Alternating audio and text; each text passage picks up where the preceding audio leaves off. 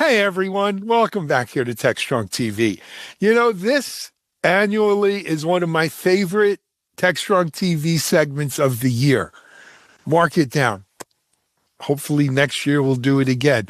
But every year these two ladies come up here on Techstrong TV with me and give us our annual preview, insight, what's happening for RSAC conference, as we call it.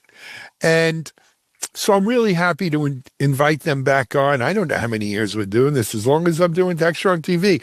But let me introduce you to Britta Glade, who's the Senior VP Content and Communities for RSAC. Great and to be Linda, here. Hey, Britta. And then, of course, Linda Gray Martin, who Chief of Staff, RSAC, and Senior Vice President for RSAC. My power ladies. Linda and Britta, how are you? We are good. We're so excited to be here. I can't believe RSAC 26 is in 1 month. So if you're taking my feelings into account, move it back another month next year. It snuck up on me. Right? It was Christmas and boom, it's RSAC already.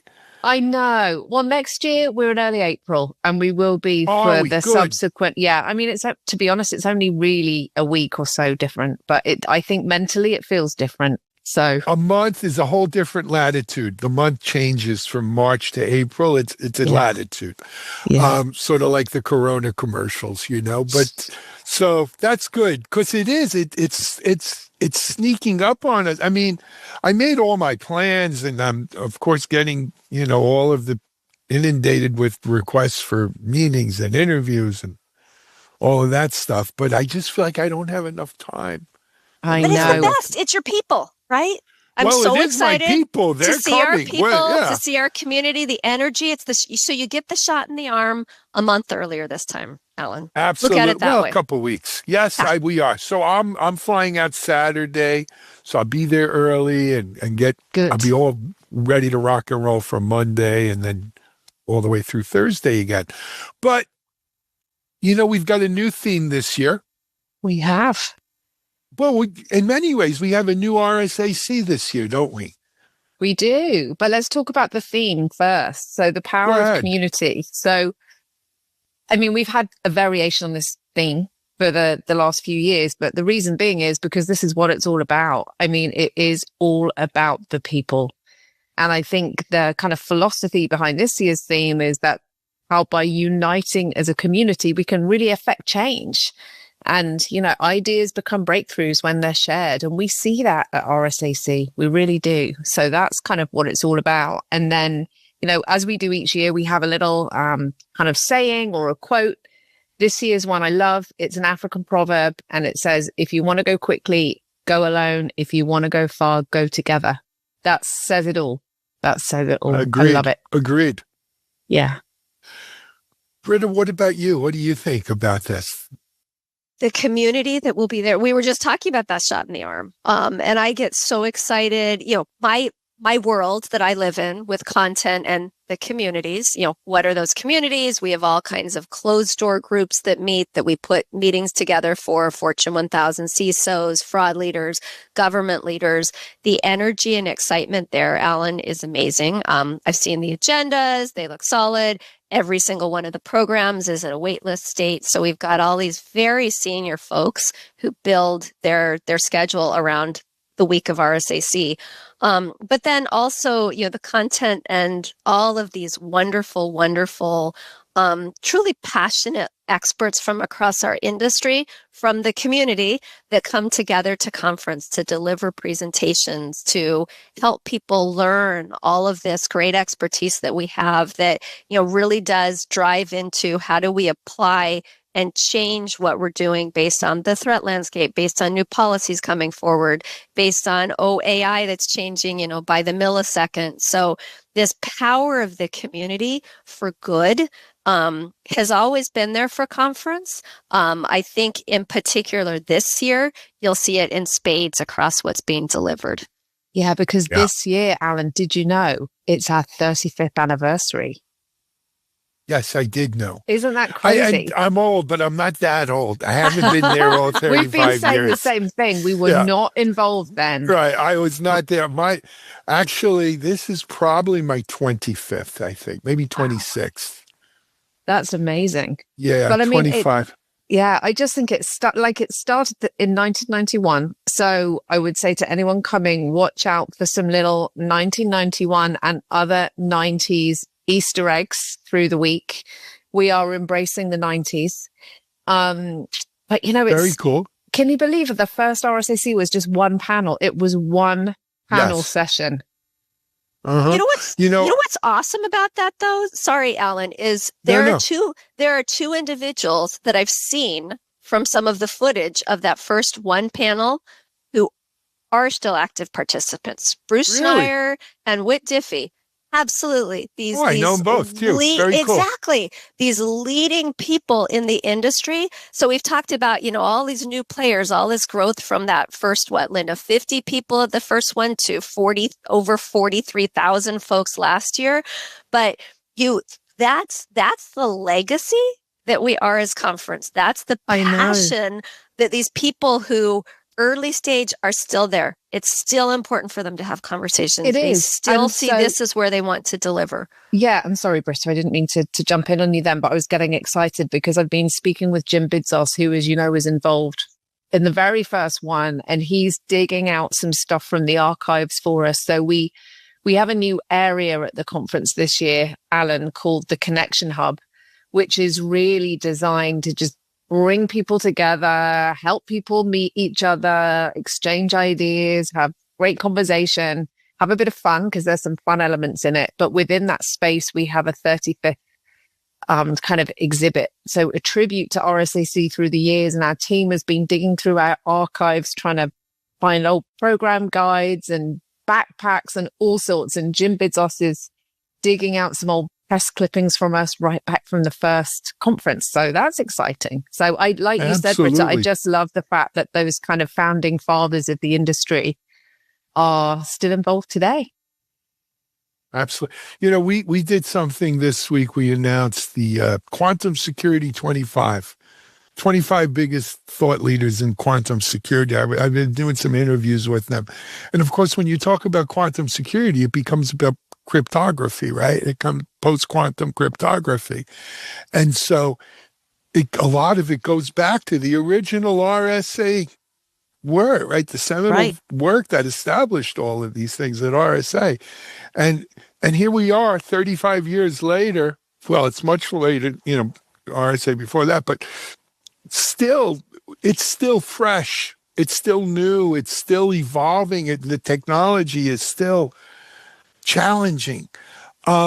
Speaking of challenging, it matters. Well, more than ever. More than ever, because the stakes are higher. Absolutely. Right? Think about it. It's, talking about new technology, we would be negligent if we didn't mention AI and its two role. Little initials. Yeah. Yes. Right. Nothing little about those two.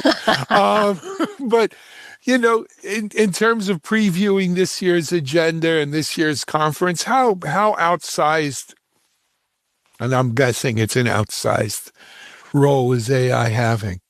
Absolutely. And that's where I love, Alan, that we're recording this session today, because it's different today than it would have been yesterday. Even when you look at announcements happening, in the space, in and around AI and how things are changing. Mind you, it'll be different tomorrow, which will be different the next day and the next. But it's a really good question, and it's one that our program committee, as you know, RSA conference, all of our content is determined by an expert program committee who looks carefully through almost 3,000 submissions this year to make selections and look at additional needs that we have. But there was a long conversation about how much AI content should there be. Are we tired of AI? Is there too much? And the reality is, AI is seeped into everything. So even if a session title doesn't lead with AI, we have a track that's called Intersection of AI and Security. Is everything AI on that? No, absolutely not, because pretty much everything, everywhere, all at once is AI, and it's changing how we look at things. As I look at, what sessions have people already signed up to attend, because reserve a seat, very important. If you're coming to conference, you have that opportunity. Take a look, plan your agenda. There's your public service announcement. But the things people are, signing up for and concerned about are in and around AI, not just AI from a technology standpoint or from a threat standpoint or from a how do we develop code, but also AI governance. How do you develop teams, identity, and such. So AI really is everywhere, and certainly figures also very prominently on our keynote stage, which Linda could talk about. Linda, sounds like they threw the ball to you. I know. I've just caught it. Thank you, Bristol. So let's talk keynotes, because we change up the program every year, as you know. So from a main stage perspective, we will be kicking off with our very own Hugh Thompson, executive chairman. And then on day one, we have Vasuja Kaur from Microsoft. We have Jitu Patel from Cisco. We have Sandra Joyce from Google Cloud. And then first thing Tuesday morning, we have George Kurtz from CrowdStrike. Sure. And then we have the other kind of visionary leaders from our sponsor organization. So we're always thrilled to welcome them. But we also have some amazing guest speakers this year that I'd just like to quickly run through, if that's okay, because just excited about our program this year. So on the Tuesday, we have the Right Honourable Dame Jacinda Ardern keynoting, who I think everybody probably knows is the former Prime Minister of New Zealand. I am really excited to see her. She has a fascinating story. She's an amazing woman.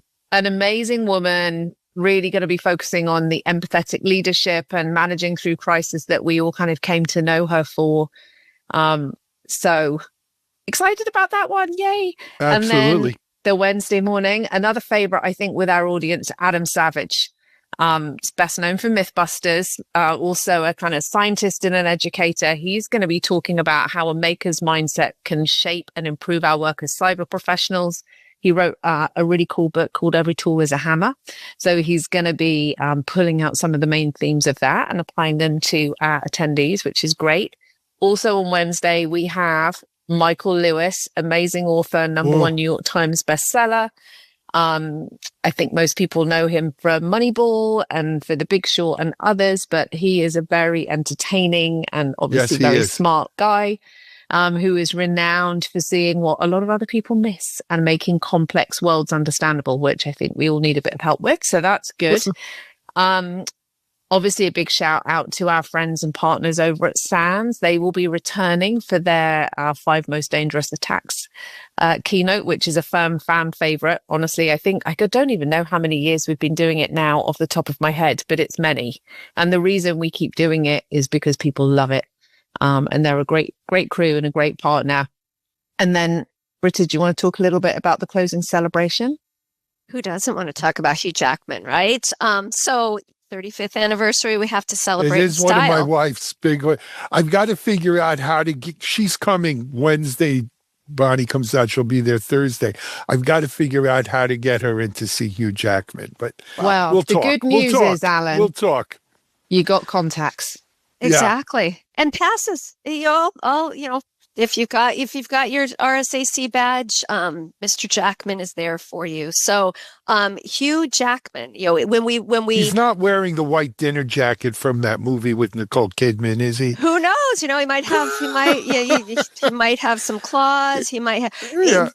35th, how do you celebrate 35? Do you have someone who can sing? Do you have someone who inspires us as a superhero? Check. Do you have someone who's just an amazing human being, philanthropic work, very talented, cool accent, all in one person? So we try to, make sure that our keynote stage really inspires, but also that they're good people. That's at the heart of any community is good people with good intention. And boy, we batted 1,000 on this one. And we are so excited for Hugh with Hugh, as well as some other fun special things. And there will be surprise and delight moments. So we can't, reveal all of those things now. No, we don't want to give away all our secrets. but Any good magician knows that. You will want to be in the room for that closing celebration. You will want to. Can't miss it. I don't know. Have you guys seen Song Blue? Yes. I haven't seen it. I must see it before the conference. My daughter's actually in it, Alan. She's background. I can show you where Malin is in the scene, but yes, congratulations to her. Just an amazing person. True story. Yeah, no, he does a great job in that. True story. He is so good, and he's really good. He's doing those vocals himself. It's amazing. I know. Well, he's an amazing song and dance man. Absolutely, that was his start. Speaking of amazing good people, Jen Easterly, is she speaking?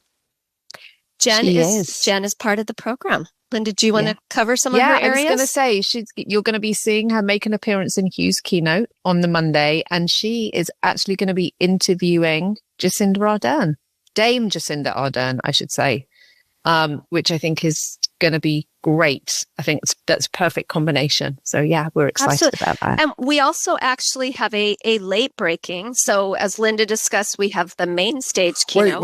Wait for it. I need one of those alert things to go across the bottom. Okay. Late breaking news. Go ahead, Britta. Yes, late breaking news. On the YBCA theater stage at 12:20 on Thursday, March 26th, Jen will be moderating a panel. This is a great, documentary that's been being worked on, Midnight in the War Room. Jen will be leading an amazing panel discussing the evolution of cyber war inside the making of Midnight in the War Room, which she's interviewed as part of that movie. She's worked with those folks, but this is one that you are not going to want to miss on the YBCA stage. Also Thursday, yeah. I got to do a quick plug. Monday we do our DevSecOps seminar, as RSA calls it, but and the world of DevSecOps has changed. And this year we really focused on a lot of DevOps is now they're calling AI native dev. Absolutely. AI everything. And we again have invited back David Brin, who's a Hugo Nebula award-winning PhD from JPL on top of everything else. But he's written, and rumor has it, again, just rumor, he has a new book on AI lean, like alien AI life. We're going to have some pre-release copies available to people who come to our seminar. Excellent. And so if you're a big David Brin fan, and David is an AI futurist, he was writing about AI in the late 80s. So this is going to be a great session as well. And I think you'd have to go on the RSA website to look. I think he's speaking at 10:30 or something like that on Monday. Speaking of Monday, that's also Sandbox Day. You're right. Innovation Sandbox, absolutely. The 10 finalists have been announced. Starting at 9:30 on Monday, and the winners are announced, right around 12:15. It's always a big fan favorite with lots of participation. Add that one to your agenda if you don't want to miss that session, because it always delivers, and it's always amazing to see where those companies are, a year from now, 2 years from now, 5 years from now. It is arguably the biggest rainmaker of any event that happens here. Absolutely. We're almost out of time. So let's circle all the way back to community. You mentioned 43,000, I think, last year or something, 40, just second year in a row. It's post-COVID, the numbers have bounced back nicely. For those out there, and you get the full spectrum of security. They don't want to pay to go to San Francisco. It's the greatest thing in the world and everything in between. Where do people get community at RSA? Guys, we mentioned the hub. Is that what it's called? The Connection Hub. Yeah, that's a specific dedicated area. And I mean, we understand RSA conferences, or RSAC conference, sorry, Ben, is huge. And if you're there on your own for the first time, we can imagine, it is overwhelming, but hopefully it's also a place where you are going to make lifelong friends and connections. So if you are a first timer, if you're coming as part of our Loyalty Plus program as well, so if you've been there for up to 5 years, if this is your fifth, you qualify as Loyalty Plus. We're having a reception on the Sunday night to bring those two cohorts together, because I think there's a lot of learning and a lot of crossover between the two. So, I remember a couple of years ago, we had our very first timers and Loyalty Plus reception, and we had a pub trivia. It was like a pub trivia night. People loved it. They were at their tables, playing against each other. And by the end of it, I remember a couple of people had formed WhatsApp groups with their table mates, and they kept in touch for the whole conference. I mean, how brilliant is that? It was so good to hear about it. So, there are several of these kind of events and meetups and etc. during the week. We also run a Know Before You Go webcast. Off the top of my head, Brita, do you know the date? I think it's around the 12th of March. But that's a really good one to come to if you haven't been to RSAC before, just to get the lie of the land.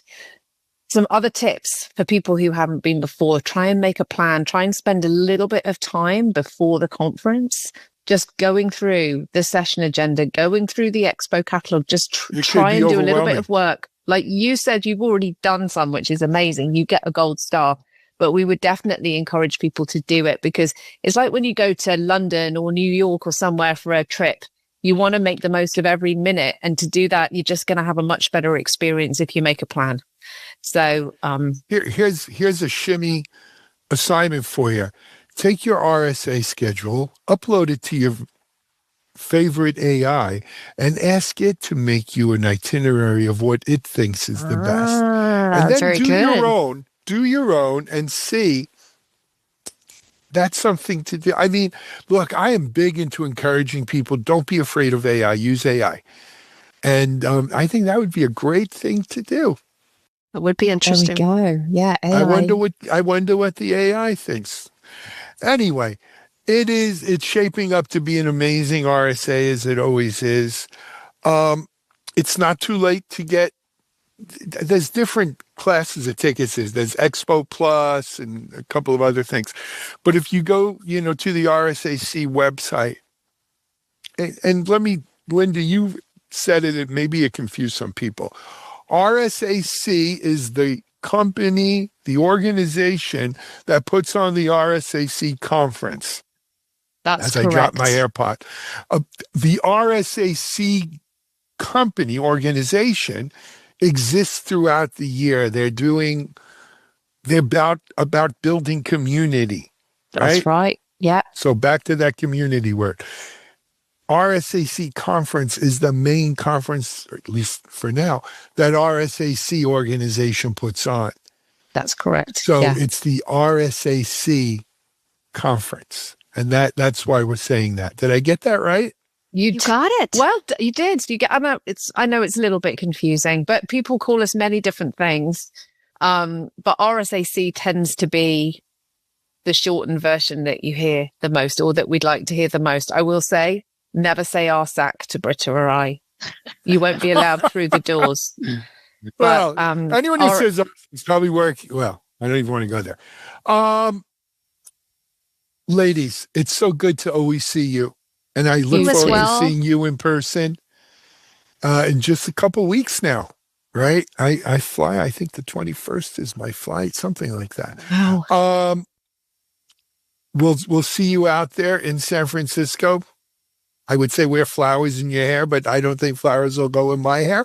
But I do look forward. I'm looking forward to another just smashing RSAC. Fingers crossed. We are looking forward to seeing you there. And also we're looking forward to seeing the community there, because like Brita and I said, that's what makes us excited. That's what makes us get up in the morning and come to work. Just, shot in the arm. The shot we all need. Absolutely. That's what we need. Brita, Linda, it's so good seeing you. I'll see you soon. Take care. Go check it. If you're not already registered, go do it now. Things fill up. Come to the website and register. Reserve seats in the sessions. If you want to get guaranteed a seat at one of the sessions that get really sold out, that pre-registration piece of it is important. While you're there, I forget what the word is. What do they do for our seminars? They don't pre-register. They express a interest. Express an interest. Registered interest. Right. Yep. In our, I forget the fancy name for it, but it's Securing AI Native Dev, part of our DevSecOps seminar on Monday. Ladies, I look forward to seeing you. Thank you for coming on, and we'll see you in San Francisco. This is Alan Schemmel for Techstrong TV. We'll be right back.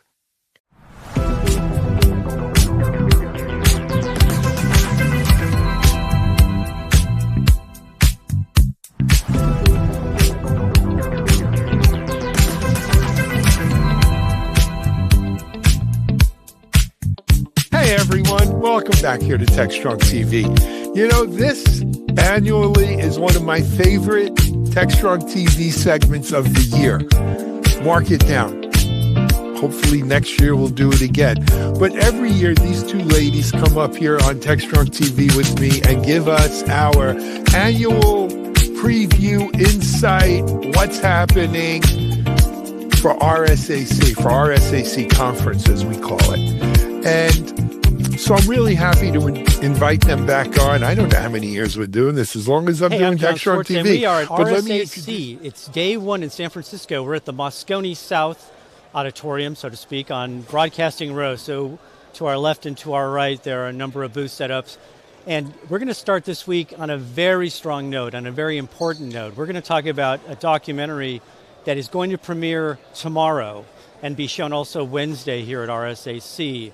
And with me are the lovely Artie Gadia and Kristen Rank, who are involved in this, I think it's incredibly interesting documentary called The Women in Security. First off, welcome to the show. Welcome to San Francisco. I think you came in from Sacramento. Artie, I'm not sure where. I came from Vancouver, Canada. Oh, nice. Beautiful city. Yes, thank city. you. Matt, tell me a little bit about this documentary and when it's going to premiere and kind of the idea behind it. Yes. Well, this documentary, first viewers, happy Women's History Month. And this documentary took us 5 years in the making. So just before COVID, we started. Richard Tico, who's the producer, came up with this initiative and sent out a note and told everybody, hey, I'm looking to find people who are interested in supporting this initiative. It's been a long journey, and we're finally here after 5 years, going to be showing this documentary, and super excited to show it here at the premiere. We've had several different premieres across different cities, and we're going to be showing it here in San Francisco at the RSA conference. It's directed, by the way, by Yvette Freeman. It is. Yes, and Kristen, tell me a little bit about the idea or the kind of the narrative.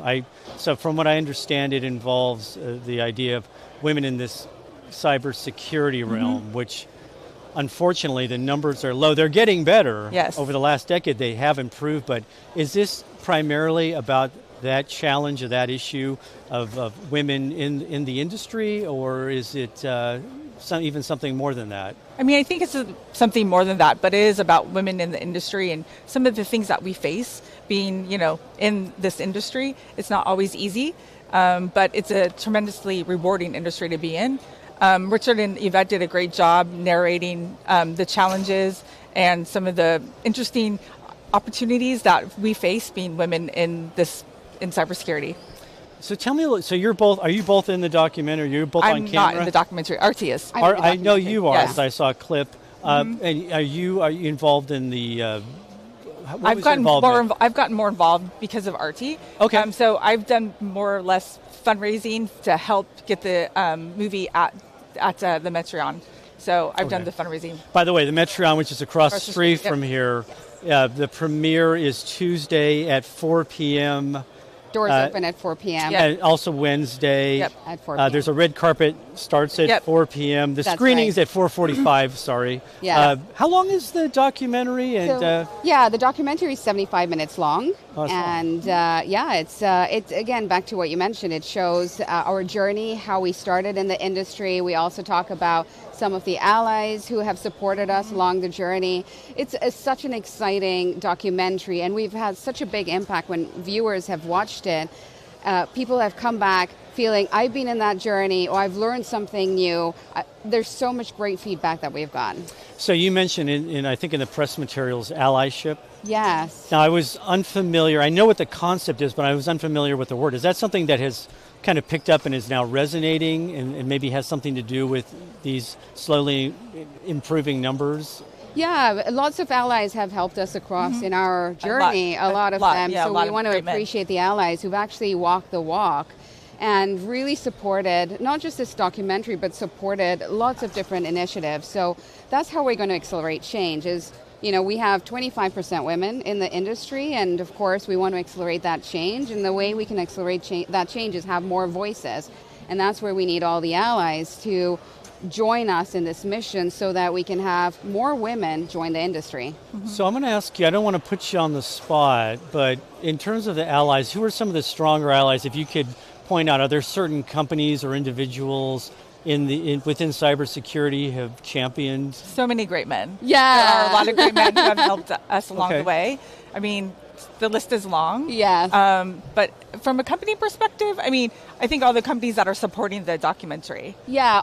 Maybe you had mentioned a few, actually. Yes, Right. lots of them. I mean, Centra's supported, we work at Centra, they've supported this documentary, in the documentary itself, and some of the premieres across the country. Yeah. So back to that is just these sponsors all have CEOs who are also allies, and they are aligned with our mission. Was there an event, or was there kind of a tipping point where there was more of an emphasis on allyship, or is this something that kind of slowly has evolved and percolated? I think it's maybe slowly evolved, the allyship. I think that once people see the documentary and they hear about being an ally, then they're like, I want to sign up, I want to be an ally. Yeah. That's something I was going to ask you about. Is there something that you think stands out that you want people to walk away after watching this to remember? Like you mentioned some people talking about allyships. Are there certain points in the documentary that you think are particularly poignant or particularly important that you want to call out? Yes, I mean the stories that many women have shared that people can resonate with. We've had at the premiere, some people bring their daughters, so it inspires them to join this industry, right? From that very young age, they look at it because growing up, I didn't know about this industry. Yeah. And had I known about it, it would have been something I would have worked towards. I just fell into it by accident. How did you, so was it a friend or somebody? So actually, when I first moved to Canada, I was looking for a job and I couldn't find a job. And a recruiter said, are you interested in this industry? And I'm like, I know antivirus. Sign me up because the bills are going up and I needed a job being new in the country. And that's how I joined, and I've stayed ever since. What's the state of STEM like? I mean, I remember we talked. So full disclosure, 15 years ago, a couple of colleagues of me when we were at USA Today worked on a series of stories about DEI. This was during totally different era. It was during the Obama administration, and we got the ear of Jesse Jackson at the time, and he did a real push into this in tech in general, and some of the companies responded somewhat, I think, under pressure, and they did make moves, but then that kind of dissipated after Obama left office. And I'm kind of wondering, that was a key tenet, was the education system was just, to even be even broader, I mean, it didn't push mathematics, engineering, tech for either sex as hard as maybe it does now. And I'm wondering, has that education system, is that improved from maybe even from the junior high and the high school level up through college? Potentially. I mean, I don't have children, so I'm not. You know, I don't know. But I would think so. I mean, if you think about it, a lot of kids, they're coming out of school and they want to go to the best schools because they want to go to the best tech schools or schools for their for science or whatever. So I think so. I don't, but I'm not an expert in that field by all means. Just to add what she said, is representation matters. When women see other women in different roles, then that inspires them. And when they don't see that, I'll tell you, my niece, who had, there was a program where she saw a female who was a pilot, and she straight away told me she didn't see that before. And when she doesn't see representation, she doesn't see that as a career for her. And I think now more and more women are getting into these roles that even the next generation get inspired to see, well, I can do that too, or that is a career for me, which is something that we didn't see years back. Yeah. I wonder, and we talked a little bit about this before we went on air, the influence of AI and how has it helped or hindered women in cybersecurity, and whether it levels the playing field. And I think you made a really interesting point about how women are much more aggressive adopters of the technology from what you've seen. Yes, definitely. Just even, I've done my own research within my own family and friends and network, and I see the women, including myself, even in the workplace, we are adopting AI at a faster rate than the men that I've seen within my own family and network and friends. And this is a skill set that we are, as we're adopting this faster, we're now starting to get ahead of the game in terms of the skill set. And I see that change. It's a big shift. And my hope, of course, is to make sure that employers see that shift, and that increases their mindset. Well, let's not hire traditionally, let's open this up and remove the traditional way of hiring, which is very much certifications, which is about all these different pieces, but let's look at all the different skills that they've gained. And women definitely, like I said, are adopting AI at a faster rate that I've seen. How have you, and personally, how have you each adopted AI? How do you use it? Or how is it? I use it every day. Every day, like literally every even at the workplace, even outside the workplace. So many, we every day definitely use it every day. Its irony is that the college graduates are having as hard a time as ever getting jobs out of college, and you could attribute that perhaps to AI displacing certain types of jobs. Right. But I also think in terms of cybersecurity, there's never going to be as much demand for any people who are experts in cybersecurity, given what's going on with AI. And this conference, I think, is going to probably drive that home with the emergence of OpenClaw and just all these incidents involving companies with security breaches that are attributable in some way to AI. So perhaps that also has an influence? Yeah, I mean, look at it. The attackers are using AI at a fast rate too, right? And so that, of course, we've also got to be mindful of that, that they're using it faster, they're getting smarter in their techniques, and that's where, from a defender's perspective, we have to make sure we keep up with it, right? And remove all the barriers to entry, because the attackers don't have barriers to entry, right? Right. Get back to your career. So when you got into cybersecurity, when you first joined the field, what was your impression? Were there a lot of other women who worked in your company or with you at that time? Or? No, I was the only person when I first joined. I didn't see it initially, right, when I joined, but when I did see it was when I was applying for a promotion and for that next role, and I didn't get it even though I was the top performer. And that's when I started seeing, well, I don't look like what the persona is of those who go into that next level. Right. And that's when I started realizing there is an issue here. There is an unconscious bias that we all need to address. We all have our own biases, and we need to make sure we recognize them, and that's how we're going to break the issues, the systemic issues that we see today. We have to figure out what our own bias is and start breaking out of it.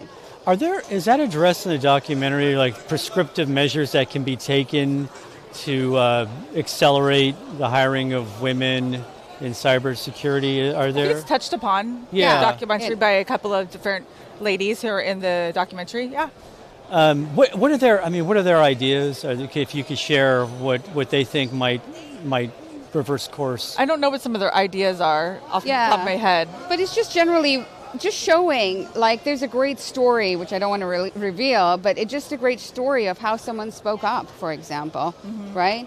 And a lot of us, sometimes we lose our voice, but when you do see something like that, allies can come in and step in and make sure that it's appropriate to support or call out when something is wrong versus being silent. Yeah. So, it's like an interesting era that we're living in right now. We were talking about all these AI influenced layoffs or job tumult, and I'm for cybersecurity, I think might be one of the safer areas, so to speak. I don't know if you agree with that, but in tech, it seems to be open season on most jobs. Yes. And Perhaps in cybersecurity that won't be as much the case. We just don't know. But that also brings me to this other question. Yeah. I'm mentioning AI because from what I understand, there is a sequel of sorts in the works to this documentary. There is. And it involves AI? Yeah, there is a sequel. Part of the sequel is going to be still in discussions around AI because everybody's talking about it. And so there is going to be that sequel coming up. Wow. Tell me a little bit. Oh, yeah. We need to promote this. So this is very important. I mean, this is a very important topic. We've written about this at Techstrong on Security Boulevard website. And something that my colleague Terry Robinson is going to be writing a lot more about. And I'm sure she'll write about this if I don't. One of us will write about it. And I want to bring it up on Techstrong Gang. It's interesting, the film festivals. Can you mention some of the film festivals this appeared in? Also, can you share with us how this will reach an even broader audience later this month, perhaps? Yeah. We've actually been doing it. We've won several awards too, Best Director, Best Writer, because of showing this across different cities. Right now, like what we've been doing is hosting it at different cities, whether it's at a theater or at the AMC. And so we've done quite a few actually. We've done close to 20, I believe. All across the country. Across and the country and Canada too. So we're excited about this because it's now raising more awareness. It's getting people excited about it. And coming soon, it's going to be on a very big platform too that we just announced. Oh, can you share that platform? Yes, we can. So it's going to be on Prime. We just announced it last week. That's going to be on Prime. And stay tuned because you'll see it by April timeframe. Yeah.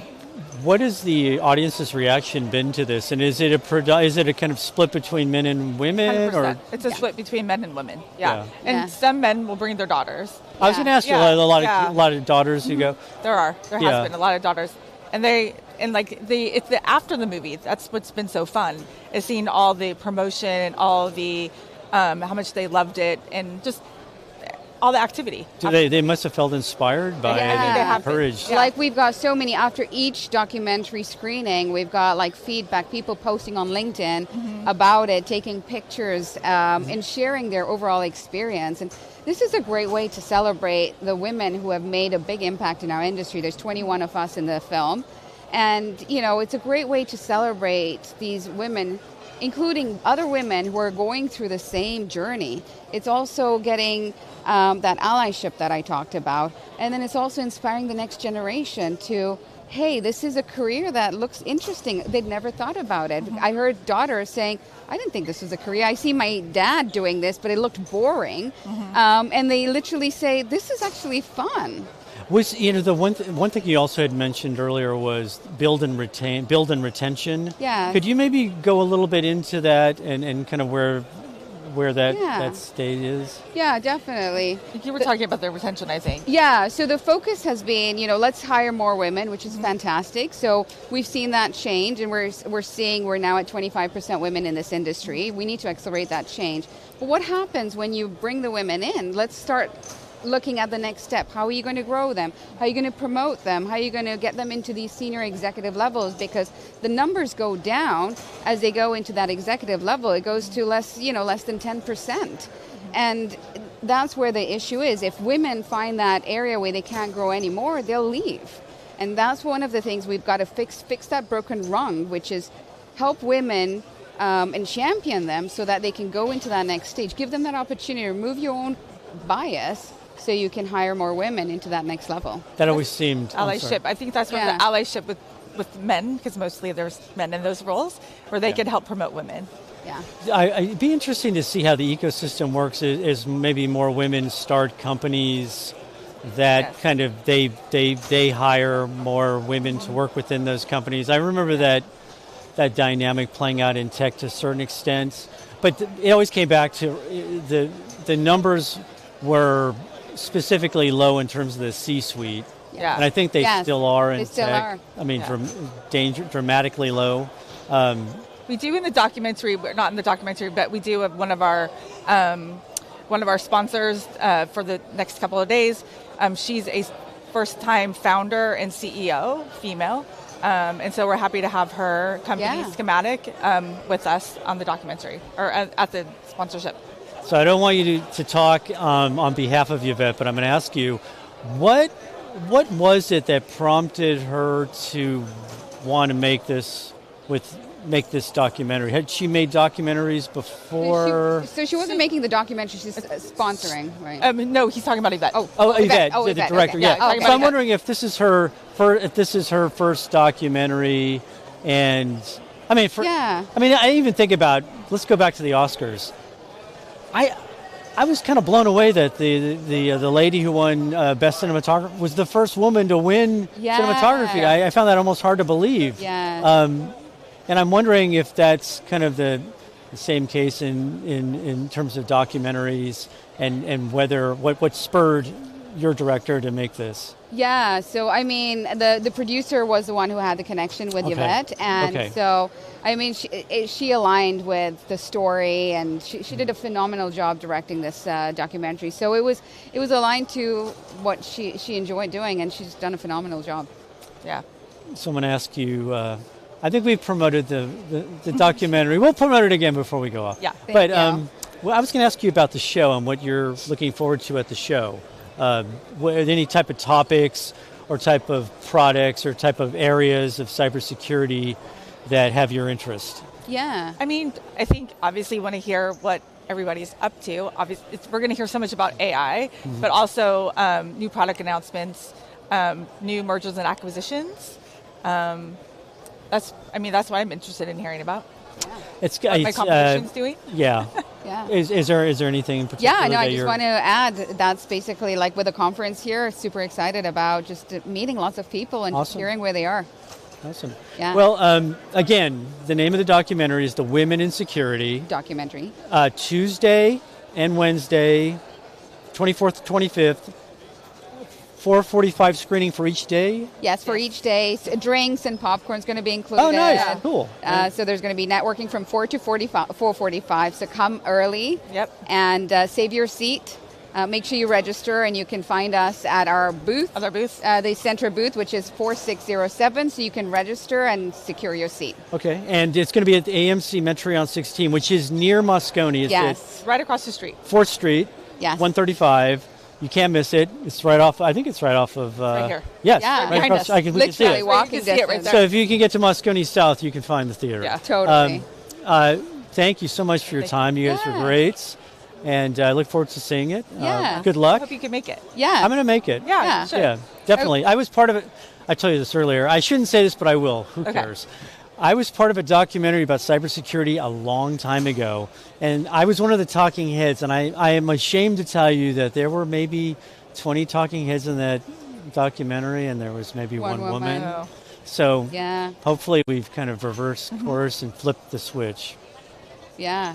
No, I'm excited. I'm super excited about it. So. All right. It's going to be good. All right, thanks. So we're going to have more interviews coming up later today, very soon, actually. I'm John Swartz with Techstrong Group, and thank you for watching.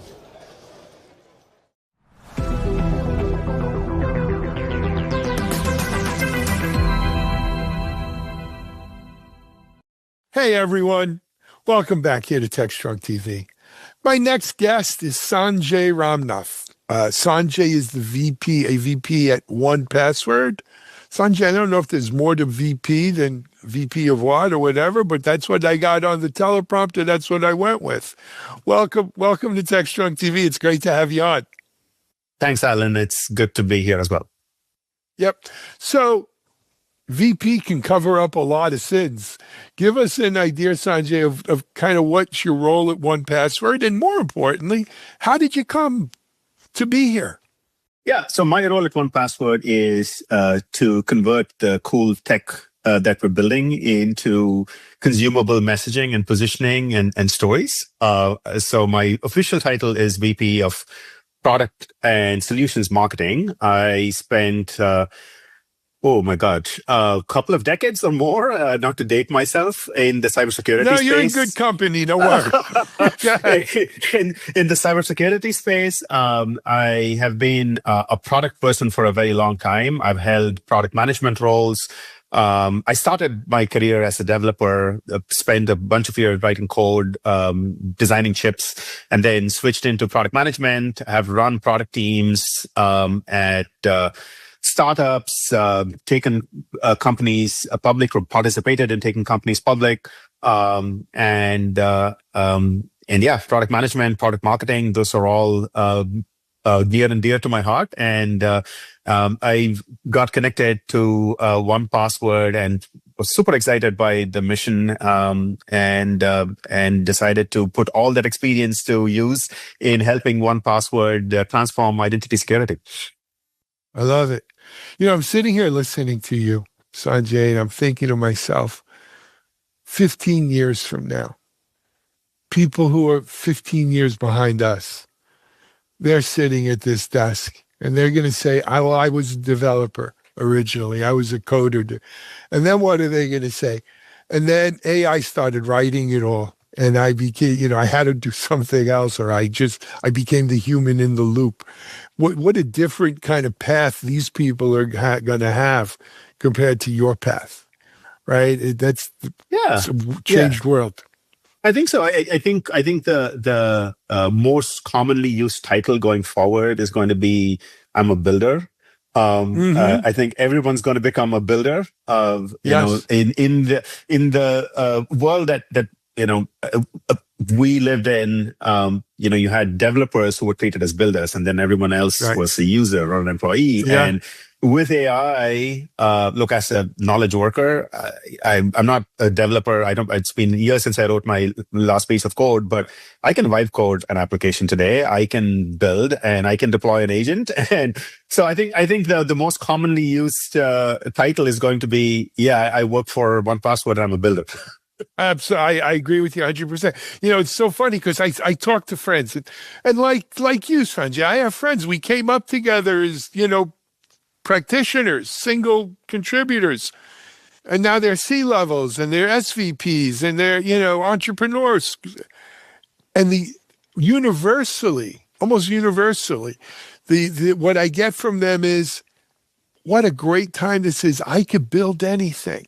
And I don't need hundreds of people to build it either. I could basically build it myself. Well, with AI, obviously. But the power of that it's powerful. It's going to be interesting to see, because we talk about, AI, jobs lost to AI. All of these builders are going to create, because that's another word for builder is creator, isn't it? And absolutely. Yeah. We're going to really see it.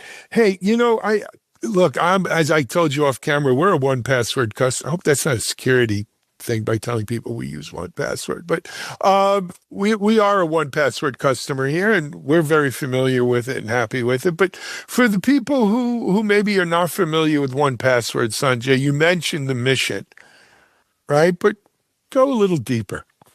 Yeah, let me kind of state a very simple fact about 1Password. Our mission, apart from the tech and all of that, is to make things easy. Right. We're always been about making this easy thing, the secure thing, or the secure thing, the easy thing. And we started life as a password manager. We built an amazing tool for consumers really to secure their digital life, especially as more people were transacting life over the internet with SaaS and apps and all of that.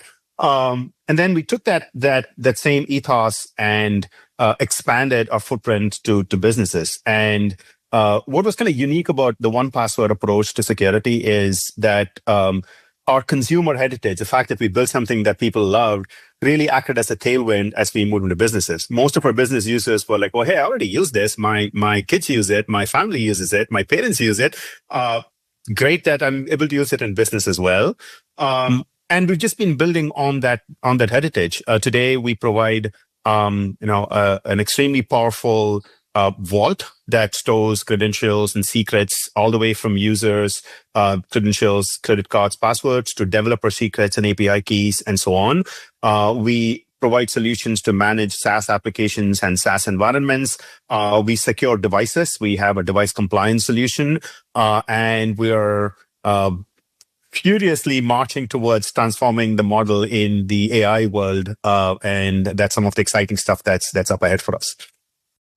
I love it. If people want to get more information on 1Password, it's password.com, just the way it's on your title. They're seeing on the bottom third of their screens right here. That's correct. So look, Sanjay, we recorded this on a Friday. We're about a week, maybe a week and a half, a week and a couple days out of RSAC conference, big security show. You guys have a number of announcements coming out, and I figured maybe we could jump the shark a little bit and get a preview of what you might be talking about at RSA this year. Yeah, absolutely. The hypothesis or the problem that we are uniquely positioned to solve is that the nature of work has changed, right? Today, you, me, people around us, we have the agency and in the AI world, the autonomy, if you will, to move fast. Which means we choose the tools that we need to move fast. We can operate on browsers. We can operate on our own devices. And we've seen this massive shift in the identity security operating model, if you will. The legacy where security is managed by a small group of people in a centralized manner with infrastructure that then everything is behind an SSO or an IDP gateway, that doesn't extend to this new world where work is done at the edge of the business. It's done at the endpoint. It's done by developers deploying copilots and agents. So the solution we're going to be launching at RSA and announcing in the next few days really is called 1Password Unified Access. It brings our capabilities together under a unified platform. And those capabilities are starting with the foundation, which is the vault, our ability to vault secure credentials and secrets for developers and users, our ability to get signals at the endpoint. Today, we have a massive presence and scale at the endpoint across millions of browsers and devices. With our device security solution, we can see who's doing what at the endpoint. We can discover agents. We can discover AI tools. We can discover credentials and secrets in the open that are not secured properly. And our ability to integrate within the ecosystem. We've been investing heavily in integrations all the way from integrating with IDE platforms to SCM, GitHub, and CI/CD pipelines, with browsers, with agentic browsers, through to integrating with SOC workflows. And this is our users API announcement that you'll see in the next few days as well, where we're enabling as an ecosystem of APIs as well as SDKs, so developers, SOC practitioners can integrate 1Password into their workflows and automating things like restoring and revoking identity access, for example, when risk or events are triggered in SOC. And in SOC workflows. So unified access really brings all of this together and provides a solution that acts as a governance layer for human, machine, and agentic identities. So broadly speaking, there are three sets of capabilities. Unified access allows you to discover agentic AI, credentials, secrets at the endpoint. So visibility and discoverability of what's happening in the environment. That's number one. Second, once you discover risk, once you know what's happening, it provides a way to secure the risk. So you can quickly bring the credentials and secrets under governance, make sure they're vaulted, and also provision them, as you mentioned, in that continuous manner. It's not static authentication anymore. It's provisioning them every time access is requested and having that continuous authorization, continuous credentials brokering, if you will, for agentic human and machine workflows. And the third bucket of capabilities is around auditing. Who did what? Why? How do you create the chain of custody? How do you create attribution loops so when humans deploy agents, you know what agent did and who did it operate on behalf of, and was it provisioned with the right privileges and the right scope of privileges? So that's really the net of what we're announcing in the next few days leading up to RSA, which is a culmination of all the work we've been doing so far over the past several years, building on that foundation and now covering humans, machines, and agents with this unified approach. Excellent. I love it. In the nick of time too, because as you mentioned, things are really kind of shifting under our feet. right? I've been in tech a long time, security a long time. I don't remember such change like we're undergoing right now. It's going to be an interesting time. Sanjay, I mentioned the website. For people who are interested maybe in finding out specifically about the Unified Access Platform, user API for their partners, but they're not going to be at RSA. Not everyone goes to San Francisco. What's their best bet? I think onepassword.com is the best place to get started. So if you start from there, you will find more information on the products. So you'll find that there's a website for the Unified Access product. We also have developer.onepassword.com, which gets a little deeper into how our platform can serve developers. It talks about the various integrations we have to integrate OnePassword into developer workflows. You also have a page on onepassword.com that gives you start demos and interactive demos. So get hands-on with the product and get more familiar with the actual capabilities themselves. So those would be good starting points. And you'll see a lot more coming out over the next few days with blogs and resources that you can use to find out, get more information about Unified Access. I love it. That's good stuff, man. Sanjay, best of luck to you. Say hello to Dave and Wendy for me as well. I hope to see them at RSA. Maybe, are you going to RSA? Yeah, I will be at RSA. Dave and Wendy are rock stars. They will be at RSA as well. Absolutely. So we'll be at Broadcast Alley in Moscone West all week videoing. Do come by, say hello. Absolutely. I look forward to seeing you, Alan. Thank you so much for the opportunity. Absolutely. Sanjay Ramnath, VP OnePassword here on Techstrong, giving us a little RSA preview. We'll be live at RSA. I think it's the 22nd. Is that Monday is our seminar? Our 23rd, is Monday, 22nd Sunday. And we're doing our Securing AI Native Dev. It's the 10th year. We usually do the DevSecOps thing there on Moscone. And then we'll be, as I said, all week at Moscone West on Broadcast Alley, broadcasting live. So stay tuned for that. We're going to take a break here on Techstrong TV. We'll be back in a minute.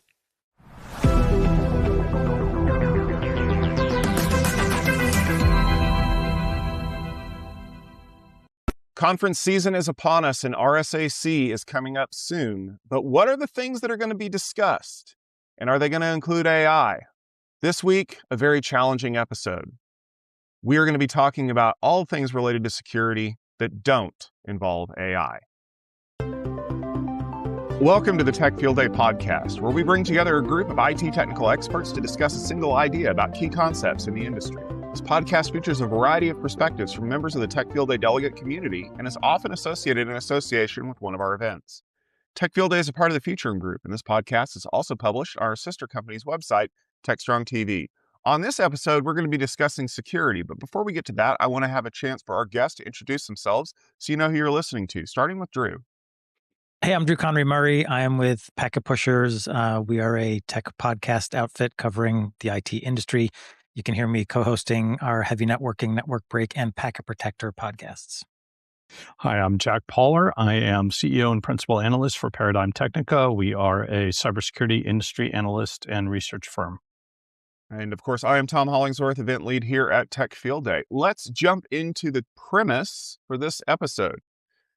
No doubt you have been hearing a lot about security, especially from me if you've tuned into our Security Boulevard podcast. But today I wanted to bring on a couple of my friends from the industry who are going to be joining me at the RSAC conference this year to talk a little bit about some of the bigger trends in security.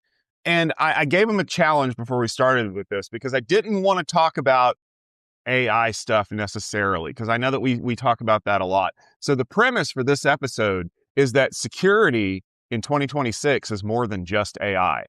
So I'm going to kind of throw this out here to you gentlemen, because, I know, Jack, you live in the security world, and Drew, you do a lot of security podcasts with our friend JJ. What are some of the trends that you're seeing in security that kind of stand out to you that don't necessarily have to do directly with securing against prompt injection or dealing with rogue agents? Well, I think one of the important things to consider is we are really starting to see the implementation of zero trust. And zero trust is all about identity. And I hate to use this term, it's another one like those forbidden words, but identity is the new perimeter. And really what we're seeing is a big shift from looking at place and time to be controlling how you access resources to identity being controlling how you access resources. And I think that trend is important because we're just moving so quickly with everything we're doing. And the cloud has sort of erased our concept of a boundary. Physical boundary, location boundary, time boundary. So I think we need to rethink everything and move towards this. Yeah, I'm seeing that as well as a kind of a renewed interest in sort of the endpoint and in particular the browser. A lot of activity around trying to secure the browser in various ways, either by delivering a custom secure browser or putting controls in so that you have some visibility into and control over extensions and what people are up to in the browser and the endpoint in general. I think in part it's been driven by issues around things like, malicious NPM packages, IDE extensions, browser extensions that start off looking like a useful tool. And then, the malware creator lets them sort of get adopted and then flips the evil bit and suddenly your endpoint is compromised. Never flip the evil bit unless you want to be RFC evil bit compliant, which used to hang on my door, by the way. It was great because I just moved a little magnetic slider over to warn people if I was feeling evil that day. But you both bring up really interesting points, and I will small plug for everybody out there. We had both examples of both of those at our previous security field day event in the fall of 2025, where we talked to 1Password, who had a really great example of talking about some of the identity-based stuff that they're dealing with, but also from SquareX, which is a secure browser company that actually was just recently acquired by Zscaler, which I thought was a really interesting pickup for them as they kind of work their SASE SSE magic. I want to dive into that second topic first, Drew, the idea behind the secure browser, because this is one of the things that a lot of people have been talking about for years.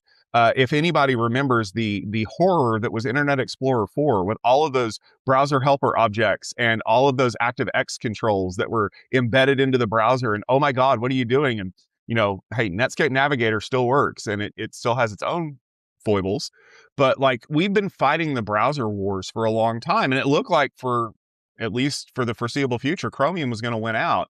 And then we started piling security pieces on top of it as we started kind of turning the browser less into a functional piece of software just designed to browse web pages and more into effectively a user portal.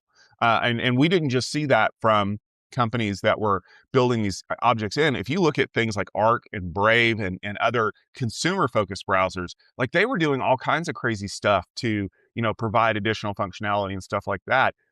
But that never really carried into the enterprise until today, where we're seeing most of the applications that we're using are web-based. It's whether or not they're using a web functionality like Safari or a Chrome, or they're just a rebuilt Electron app. I mean, that's for those of you out there who use Slack, guess what, kids? That's basically a custom browser.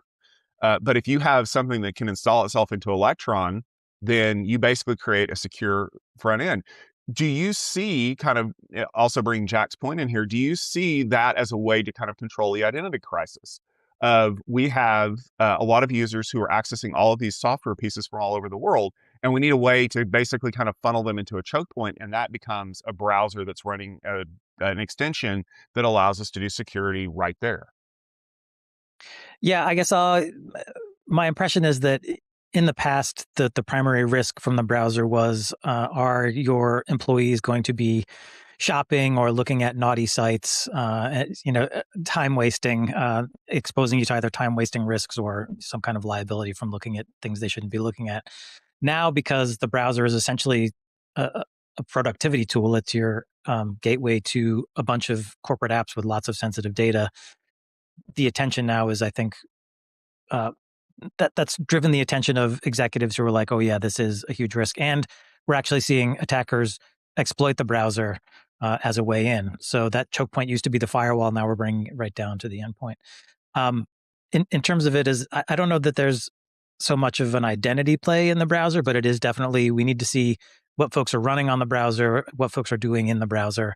And again, with encryption, most traffic being encrypted now, the browser is kind of the only place you can really get deep visibility into that traffic as it leaves the enterprise.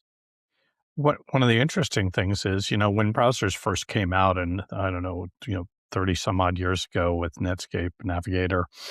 You're dating yourself, so, Jack. Having worked at Netscape when it first came out, I can talk about this a little bit. We talked at that time about the browser being the universal user interface. And for a very long time, it was trending that way. It didn't make sense to develop your own full-blown user interface. Instead, use the browser, and that eliminated a lot of development effort. I think what we're seeing now is we're starting to sort of see a trend starting very slowly to move away from that, because there are certain things you just can't do in a browser that you need a specific user interface for. And there are a lot of things that are now happening that don't go over an HTTP or HTTPS port. So instead of you're communicating on 443, you're seeing it where it's a private communication API to API from one of those, and I'm going to say it, Tom, an AI type environment, but not thinking about the AI part, just thinking about more the user interaction is. And I think I think, Drew, you said it early on, it's really more the endpoint, and the endpoint is now becoming more in focus. And I think very soon we're going to start realizing that it's not just the browser we have to worry about. There are so many other ways users are using the endpoints to communicate with corporate and enterprise applications and services. And more importantly, the endpoint is now when we think about traditional endpoint security, we really think about it as your PC primarily, and your Apple laptop, your Mac secondarily.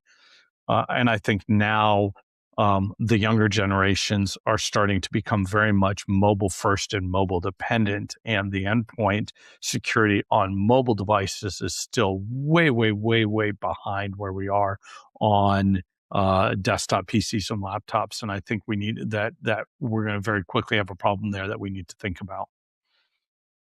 This is why people pay Jack the big bucks, folks, is because he got to the point I was going to bring up before I ever got there.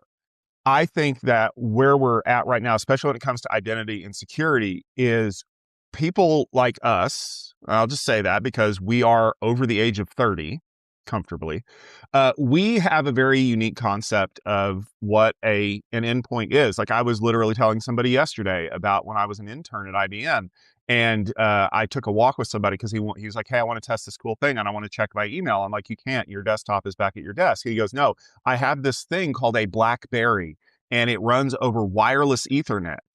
And I'm like, cool.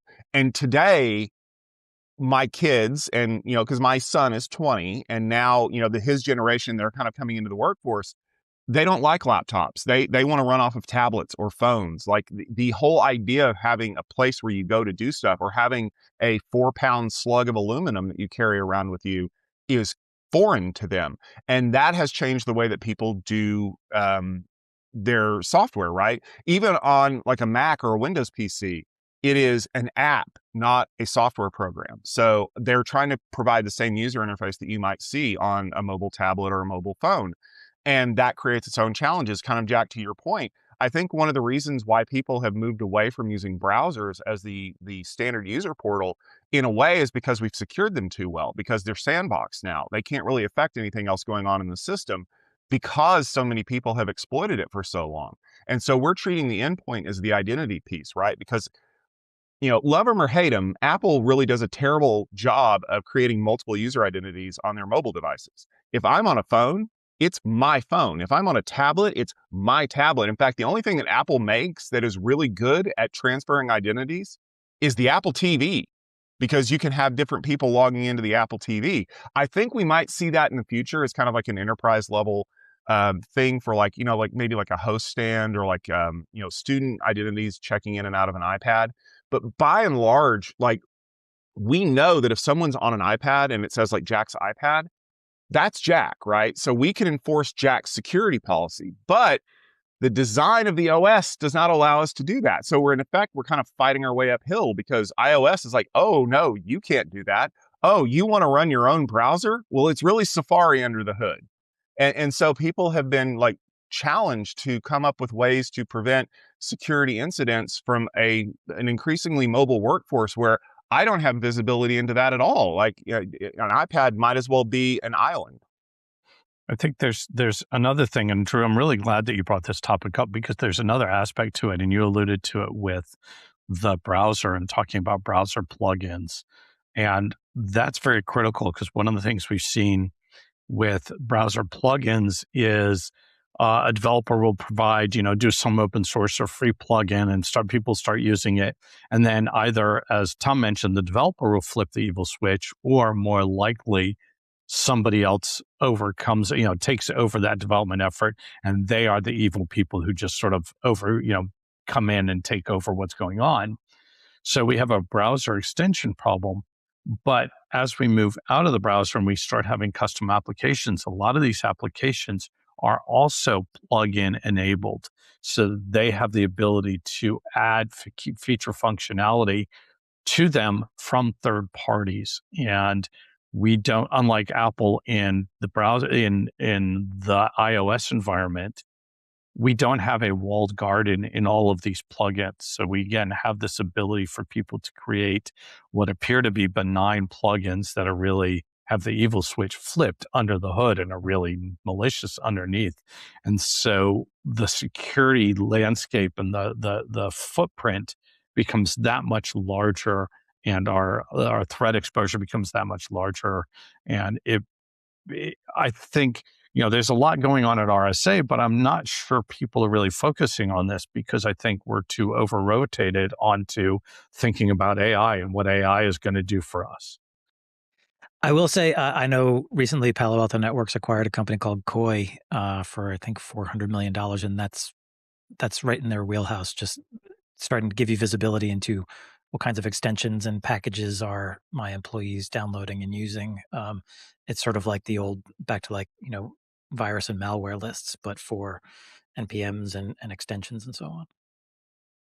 Yeah, and that's one of the challenges that people are always going to face, right? Is you have to give attention to the squeakiest wheel in the room.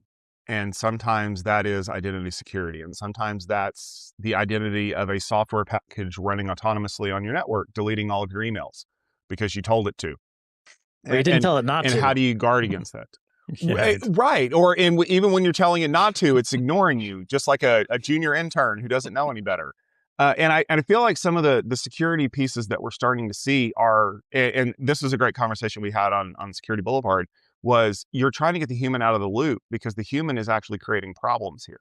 And I know, like, we had a really great presentation from Dave Meyer when he worked back at Brocade years and years ago at Networking Field Day, where he said, eventually the system will only be as robust as the number of people in it. You have to get people out of the loop. And now what we're starting to see is that the people in the loop who are constantly going back and checking up on the agents that are running are creating problems. And this was something that Mitch Ashley from the Future Group brought up. He said, eventually what we're going to have to do is instead of asking the human for permission to do things, we're going to have the agent do the thing and then tell the human later, hey, I did all this stuff. You're okay with it, right? Because security is getting to the point where the time between vulnerability detection and exploitation has shrunk from weeks to days. And I'm going to guess sometime in the next couple of years, it's going to shrink to hours for some of these vulnerabilities because you have something doing effectively multiplicative exploit capability, right? Where, oh, I found this. Let me go dispatch like 1,000 agents to go see where it's exploitable. Log on to Shodan, and all of a sudden I have like a whole bunch of stuff that I can figure out. And like the scalability problem is what we're going to run into because unfortunately humans don't scale.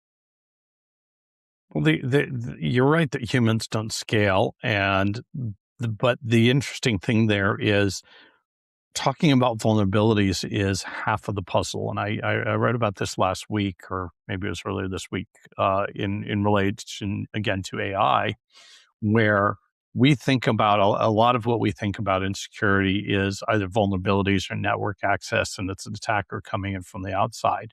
However, when you actually look at what's going on in the world, half or more of attacks are based on identity and getting somebody access to somebody's identity. And that's whether it's social engineering or stolen identities, or the fact that the default password was never changed for you never set a password, or your password is PASSW or a D1, right? Or you have to do frequent password rotation. So you just add a number and increment that all the time. So all of those issues relate to humans and human gullibility and the ability to manipulate humans. And no matter how much we try to take humans out of the loop, humans are involved. This is a human-oriented, businesses are all about people, not about the machines, unless you're building the machine, right?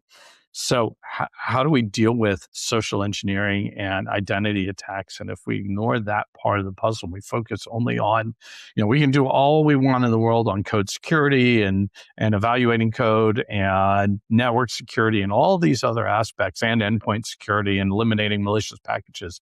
But if the guy's going to fall for, hey, you've won $1 million, give me your username, your password, and your first date of birth and your mother's maiden name, if you can't get past that, then we're leaving half of the landscape uncovered. And I think identity is going to be the other part of the puzzle that's going to be a big thing at RSA. No, I agree. And mea culpa, I'm just going to admit this to my entire listening public. I almost fell for a phishing attack the other day because it came from somebody that I recognized the email. And I'm like, oh, maybe this is something they need me to take a look at. And as soon as I clicked on it, it wanted me to log in with my Google address. I was like, wait a minute. Something doesn't smell right here. And then when I mentioned it to the person, you know what their response was? Who in the hell uses Zoom docs? Like that was their, and then of course I'm like, you got a point. Nobody does that. And that's the problem we're running into is we have taught people the basics, right? Like, don't give out your PII on a phone call, or don't just answer the emails that people send you. Check all the links. But I checked the links and they looked legitimate. It's just the way that we're hitting a thing like, oh, I haven't logged into that system for 20 years. Like obviously I must reset my password to get in there. Oh, wait, no, you're harvesting information now. And I think that's where people are kind of figuring out, like, you can't bust in through the front door, but you can come in through the smoking door if you're paying attention. And for those of you who are in your 20s, the smoking door used to be the unsecured door in the building where the smokers got to go out and have a cigarette. And there are tons and tons of stories about penetration testers who slipped in there because they had a pack of cigarettes and nobody asked questions. Yeah, Jack, I think you're right to talk about identity as being one of the great unsolved problems. And it's just getting worse as we throw agentic AI in there. But also social engineering has been an issue basically since the dawn of computing, and I don't see it going away. And in some ways, LLMs make it easy for maybe non-native language speakers who are attacking a specific country or user group to craft even better, more effective social engineering messages. Right. And we have developed ways to eliminate some of the risks with social engineering. So we've moved from password-based authentication to passwordless, where you use two-factor authentication is still easy to be socially engineered, but when you use passkeys, FIDO passkeys, it's a lot harder to break into. There's no known compromise right now. It's very hard to social engineer it. It's very locked down. And yet most companies I deal with are still, most enterprises, you look at most enterprises today, and they barely make MFA mandatory, let alone go to this new technology. And I don't understand, given the breadth of capabilities we have, the number of vendors at RSA who are going to be talking about this, why is it so hard to get people to put the very simplest lock and key? They'll spend $1 billion on advanced, zero-day protections and endpoint protection and this, that, and the other, and they still allow people to log in with basic password protection, it's essentially meaningless, and I don't understand. I wish there was some way at the RSA conference that could be, we could spend an entire year just saying, lock the front door. Maybe it's because there's not a great way for security companies to make money off of passkeys. Is could be the issue. I'm being a little cynical, but That could be part of it. Drew the Senate comes out again. Boy, we haven't seen him in a while. Now, Drew, you bring up a really good point. A lot of it is driven by basically by investment potential, right? It's the old the people who distrust doctors and pharmacists because they're like, well, why would I cure you when I can just sell you, a solution to your symptoms? Don't lump me into anti-vax or anything, Tom. No. I'm not. I'm definitely not. But what I'm saying is like there's always going to be this suspicion amongst people that I'm not going to use the most secure thing because then it's a solved problem. But I think that the issue that we're running into here is that there is so much reticence from the traditional security people to upset any apple cart. Like, remember when NIST came out a couple of years ago with the guidance that you shouldn't just change your password every 60 days because it didn't really matter. It was actually better to keep the same password, just make sure it's kind of strong, because constant password changes cause people to want to jot them down and stuff like that. Do you remember the uproar in the community? It was very clear drawing the battle lines. It's like half of everybody is like, yeah, I guess that works because for the reasons they stated. And the other group are like, oh my God, no, if your password's older than your underwear, then you have to get rid of it. And how can we still disagree on something like that? And don't get me wrong, I passkey everything I touch because it is, to me, the most secure form of providing that. In fact, when something doesn't pop up and offer me a passkey, hello, Salesforce, I get worried. And that kind of goes that hand in hand with things of I guess a password dialogue is comforting to people because they're like, oh, I can just type my password in. Or okay, who types their password in anymore? They use a password manager. It's always hard to change people's workflows. You get resistance, you get pushback, and there may be systems in an enterprise that aren't able to support passkeys, and then you're working with dual systems, and that's a nightmare to manage. Yeah, I think you're 100% spot on that there is a lot of inertia involved, and it is, as you noted, it's passkeys are very, very important, but not very, very profitable. And, as I work with a lot of cybersecurity vendors, and it's always easy to tout and talk about the shiny new toy, right? We've got this new thing and that new thing. And, and we've been doing MFA for a decade now. And MFA is, it's sort of passé now. We don't talk about it. It's just sort of there. It's table stakes, but we also don't make it mandatory. And, it needs to be, these things need to be, if the new vendors on the block started with developing their systems by never offering you the choice of passwords and only give you the choice of passkeys, we would be better off. But even the brand new vendors who are cybersecurity vendors still build their SaaS apps with a username and password. And I just think that, that to me, I wish that was part of the RSA conversation in the community. The theme of RSA this year is all about community and bringing people together, and the attackers work as a community, right? We have all these different cartels that are various groups of people that do things on the attacker side, and they coordinate and they cooperate. And it would be really nice if on the vendor side and the defender side, we behaved much more as a real community and said, not only are these best practices that we advise you to do, we're going to eat our own dog food, and we're going to force you to do it by not allowing you to register for this thing, whatever this thing is, or we're going to eliminate this. Here's our phase out plan over time to eliminate passwords from our application. So you better get used to it and get ready for it. We just talked about a couple of weeks ago, I think on a Packet Protector episode, about Windows mentioning that, hey, NTLM is eventually going to go away, right? And that's been an issue for decades, but because of legacy applications and legacy systems, they have to be very deliberate and very careful in finally getting rid of it. So yeah, it's absolutely just it's a great point, Jack. And I really do wish vendors would eat their own dog food and start to push their customers and the market in that direction. That would be really fantastic. We could record a whole episode about sunsetting technologies. Like, on the one hand, you've got Windows who are like, hey, listen, for real, before 3000, we're going to get rid of NTLM. And on the other hand, you've got companies like Apple who are like, well, you don't need a floppy drive. And you're always kind of trying to find that comfortable balance of when do I start sunsetting technologies versus when do I just jump right out there and say it's got to go. I think that the challenge, though, is that a lot of companies have used some traditional technologies to kind of solve security problems.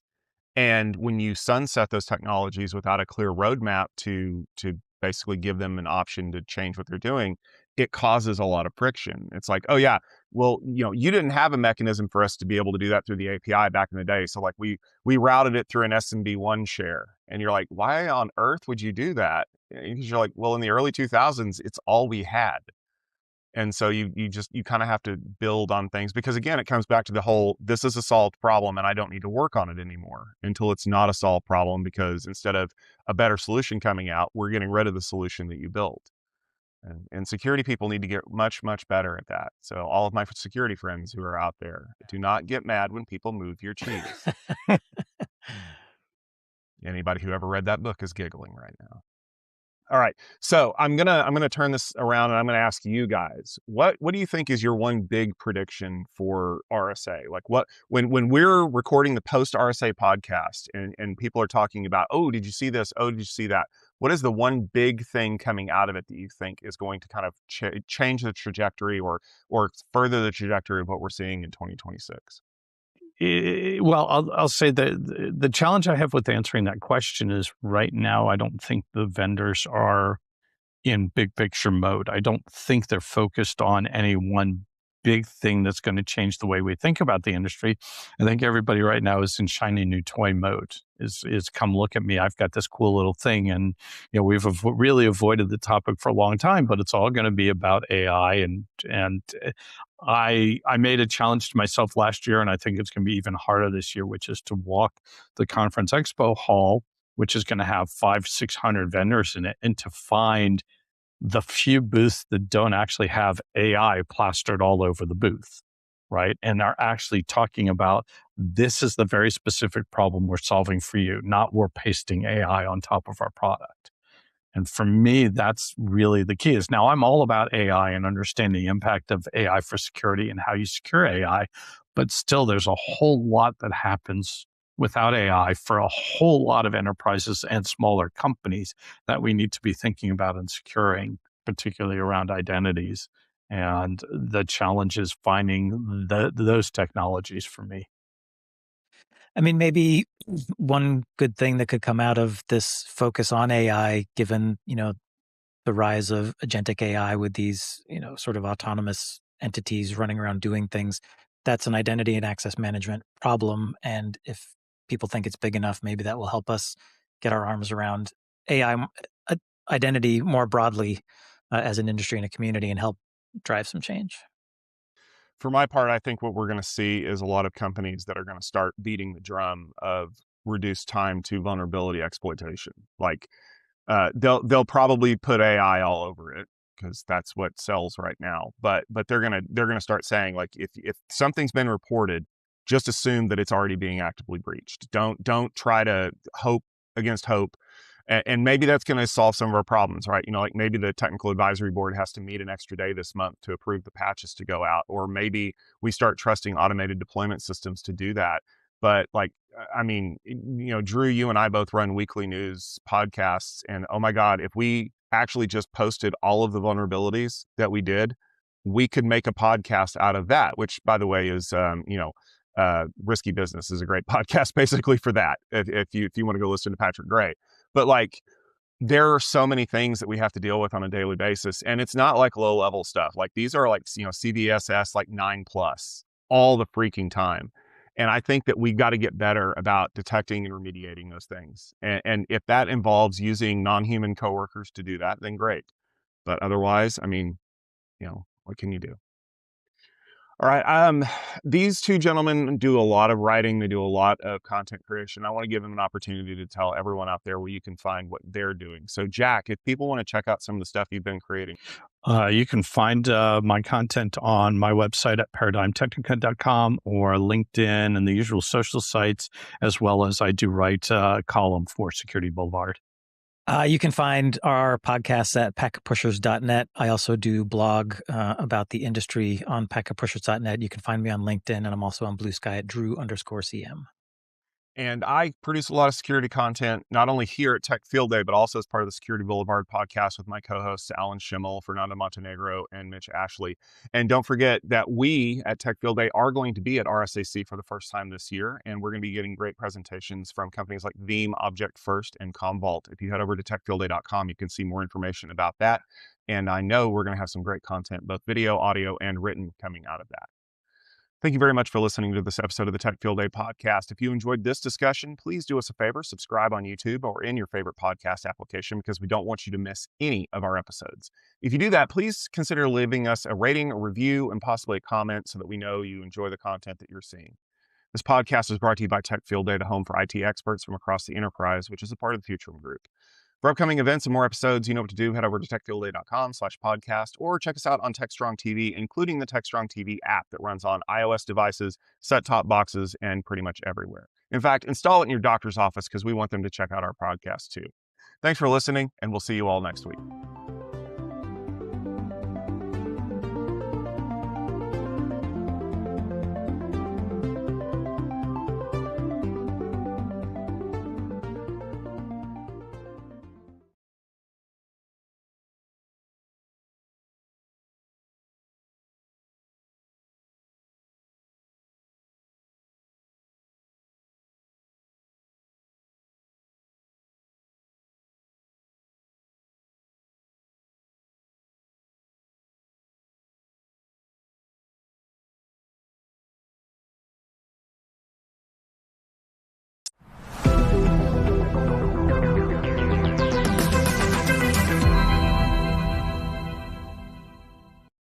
Hey, everyone. Welcome back here to Techstrong TV. My next guest, well, he's not a stranger to our show. He's been on a number of times. My friend Steve Boone, he's Director of Product Marketing over at Checkmarx. Steve, welcome back. How you been, man? I've been fantastic, Alan. Good to see you. Thanks for having me on again. Pleasure. So, Steve, it certainly has been some interesting times around AppSec. We're going to talk about it and how it's affecting Checkmarx. But before we do that, I wanted to, for people who haven't caught you on the show before, maybe you're not familiar with your background, give them a little bit of your history. Yeah, sure. So I've been in the DevOps cybersecurity space now for a little over 10 years, focusing on everything from automation, vulnerability detection, remediation. And now at Checkmarx, we're focusing on, really helping organizations adopt some of the newer technologies like AI, but doing it in a meaningful and direct way, right? How do we allow developers to use things like, Copilot, but do it in a safe way, understanding that when we're generating code, right, it's no different than bringing in strangers' code, right? You want to have eyes on that. You want to understand if there's any issues with it. You want to be able to validate it and remediate it, and ideally use it in such a way where this new code isn't coming in, adding more challenges to your organization, more vulnerabilities to your existing backlog of stuff that you're working on. So for us, we see all the shifts. We see a lot of the challenges as well. And our goal is to make sure that we can help organizations navigate those waters. Absolutely. Steve, as I mentioned, and as I guess you said, Checkmarx is, they're one of the OGs in AppSec in some ways, right? They've been around a long time. Yeah. And we're living in a very interesting time period right now, especially as it applies to AppSec, right? The recent releases and the amount of vulnerabilities they found, so-called vulnerabilities, right? I wrote an article the other day. They set it loose. I think it was on Firefox or something. And it found 112 potential bugs, of which 22 were actually real vulnerabilities and only 2 were actually exploitable. Yeah. But just that number, it sounds like a song from Chicago, 250624, 112 or 22 to 2. 25 or 624, right? Exactly. You remember the song. You know what I'm talking about. But it's changed. It's moved the cheese a little bit, right? It's changed the focus on not finding potential bugs, but on finding real vulnerabilities. And on real vulnerabilities, I mean ones that are reachable, exploitable, things we need to. So it's really it's a very different focus change. I'm not saying AppSec as we know it's over or anything like that, but it's changing the mission, if you will. It's interesting, right? I mean, when we look at for years, right, you and I have been going and talking about things like the SDLC, right? Let's understand your software delivery lifecycle. And the way that I look at this is that AppSec, it's not that AppSec is dead. To your point, it's evolving, right? And so now the SDLC is largely becoming an agentic delivery lifecycle, right? So as we start adopting AI, we start seeing the emergence of all these agentic agents. We're seeing them at the development level, right? Where developers are writing code and generating code. We see them at the pull request level, where there's agents that are analyzing these pull requests, trying to understand if they can provide more feedback, or if there is a vulnerability, could I provide remediation to it? To your point, how do I, people are always worried about reachability, exploitability. So, can we, at the time of a pull request, give a developer confirmation? Yes, you need to care about this. This is absolutely exploitable. It is reachable. And if we can, well, there's another opportunity to give them code that can address that, and they can make another pull request, right? So now you're starting to see these agents both in the IDE, at the pull request. We're seeing them start to appear very rapidly within the CI/CD spectrum as well. Right? Agents that can help facilitate your pipelines, agents that can help remediate your pipelines. And you also start to see them at the monitoring phase as well. And all these applications go live. You've got APIs, you've got runtime, all of that, think about it as agents galore. And so now, not only do you have to understand how to implement these agents and scale these agents, you also need to secure these agents. How do you make sure that they're not trained inappropriately? How do we make sure that because you always have this idea of AI for security and security for AI. And we're quickly running into this area where we're seeing some, like I said, we've been around for 20 years, been around for a long time. We've always been very deterministic, rule-based, if you will, in how we scan code and find vulnerabilities. You mentioned something like cloud security, right? That's more probabilistic analysis of where we see what's probability that you're going to have these vulnerabilities or the types of findings they have. And so our goal now as we evolve, as Checkmarx move forward, is to bring both of those together. Yes, we still want to be deterministic. There's a lot of value in all of the rules that we've built over the last 20 years to scan code and identify known things, right? That's not going away. But you also want to have that probable aspect as well, right? You also need to be able to bring those things together. And then whatever value you can squeeze out of that, figure out a way to get into that feedback loop. And so even our feedback loops are starting to get some of that agentic feeling to it as well. Absolutely. Absolutely. Somehow I didn't mean to take us, we made a left turn. It's all good. I hear you. Steve, what we were supposed to be talking about, though, today was a recent incident regarding Google Cloud API keys. Yes. And it's not that far afield, but, let me bring us back to here. Talk to us about this particular incident and what became of it here.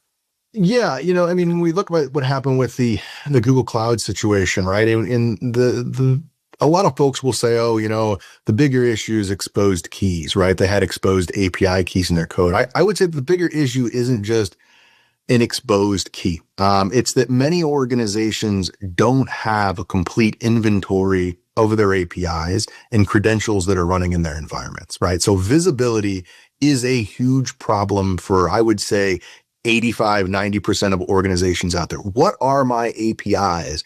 Isn't necessarily a question that a lot of application teams can answer. So when you have credentials that are embedded in code, they quietly expand the API attack surface. And security teams a lot of times don't even realize it. So the real risk, at least in my opinion, starts to appear when organizations lose visibility into what those credentials can actually access once they're deployed, right? So you can't secure APIs that that you don't know exist or understand. It's not a thing you can do. Agreed. You can't defend against what you don't see or know either. And that's always been a problem. What can we do about it? Well, I think there's a couple of things, right? One, you need to have that inventory, right? So being able to scan your code and just knowing what are my APIs? Are they internal? Are they external? Are they secured? Are they unsecured? Is wildly important, right? That gives you your base understanding of the landscape. Now, there are several different layers of API solutions on the market. We obviously, as a code scanning company, look at things from a code perspective. There's a lot of great companies that we partner with out there as well that are more of a runtime perspective on it, right? That will analyze your network traffic, see if those APIs can be attacked, in a lot of ways tell you that they are being attacked, and here's what different ways that you can address that. And I think one of the other things is as well, though, is that I think organizations can do a much better job at what I'll say is secret detection, right?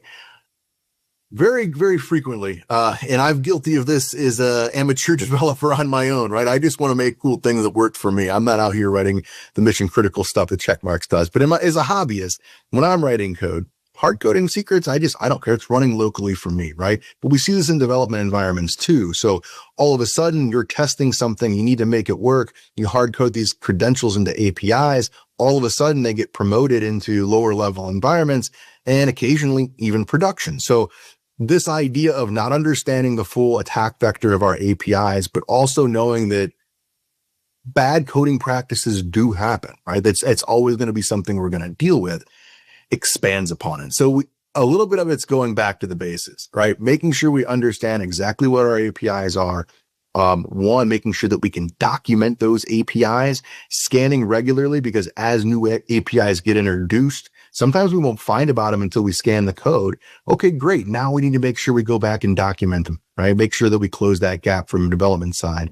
And then again, regularly scanning in IDE in real time for those secrets. Once Checkmarx identifies secrets in your code, we can easily help developers remediate that so it's not a problem going forward. Right? So those are the things I think is kind of easy blocking and tackling that organizations can do to keep themselves safe. Fair. Steve, you just rattled off a whole bunch of really good stuff there. Where can we go on the Checkmarx side, or, to kind of so we could study this? Yeah. So there's actually a ton of locations that you can go to, right? I'll give you a couple of the ones.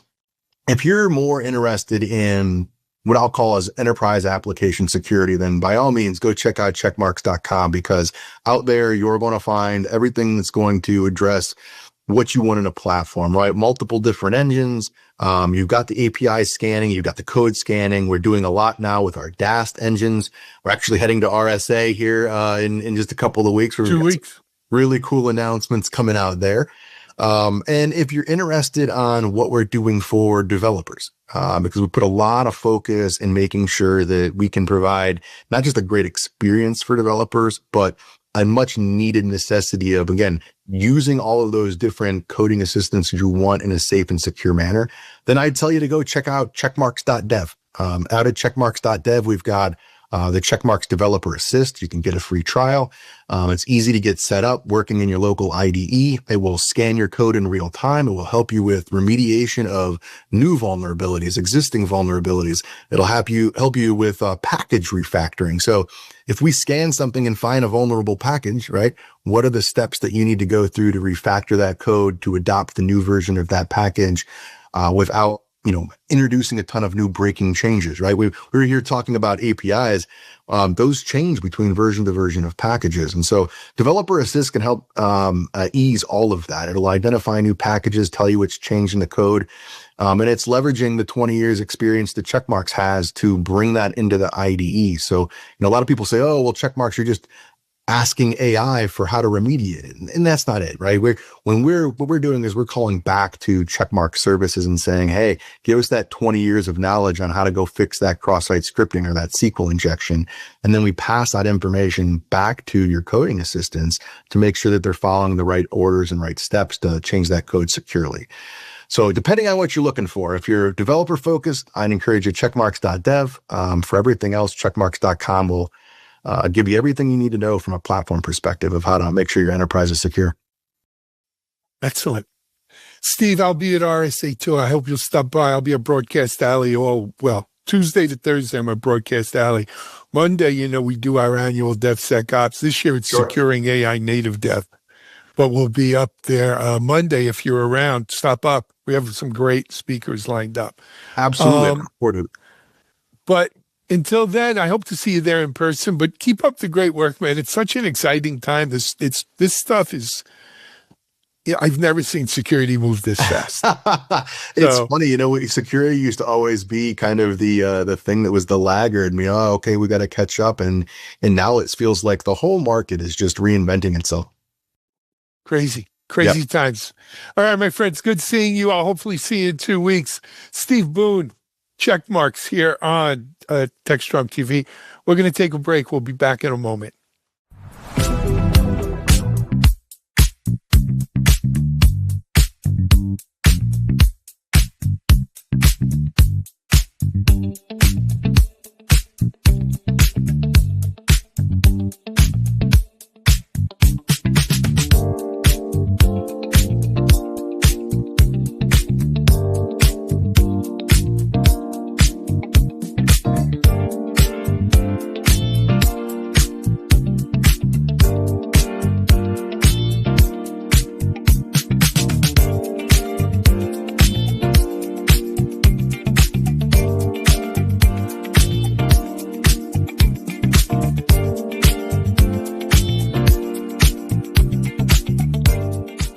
Hi, I'm John Swartz. I'm back at RSAC in San Francisco at Moscone South. It's day one, and we hope you're off to a good start here. We're here with Matthew Andriani, who's the CEO of Maze. How do you pronounce that? Mazebolt? Mazebolt. Mazebolt. And Matthew, I'm going to ask you to take the floor and tell me a little bit about Mazebolt. I had a bunch of questions I want to ask you, but first let's kind of lay a groundwork so our audience has a better understanding of what your company does.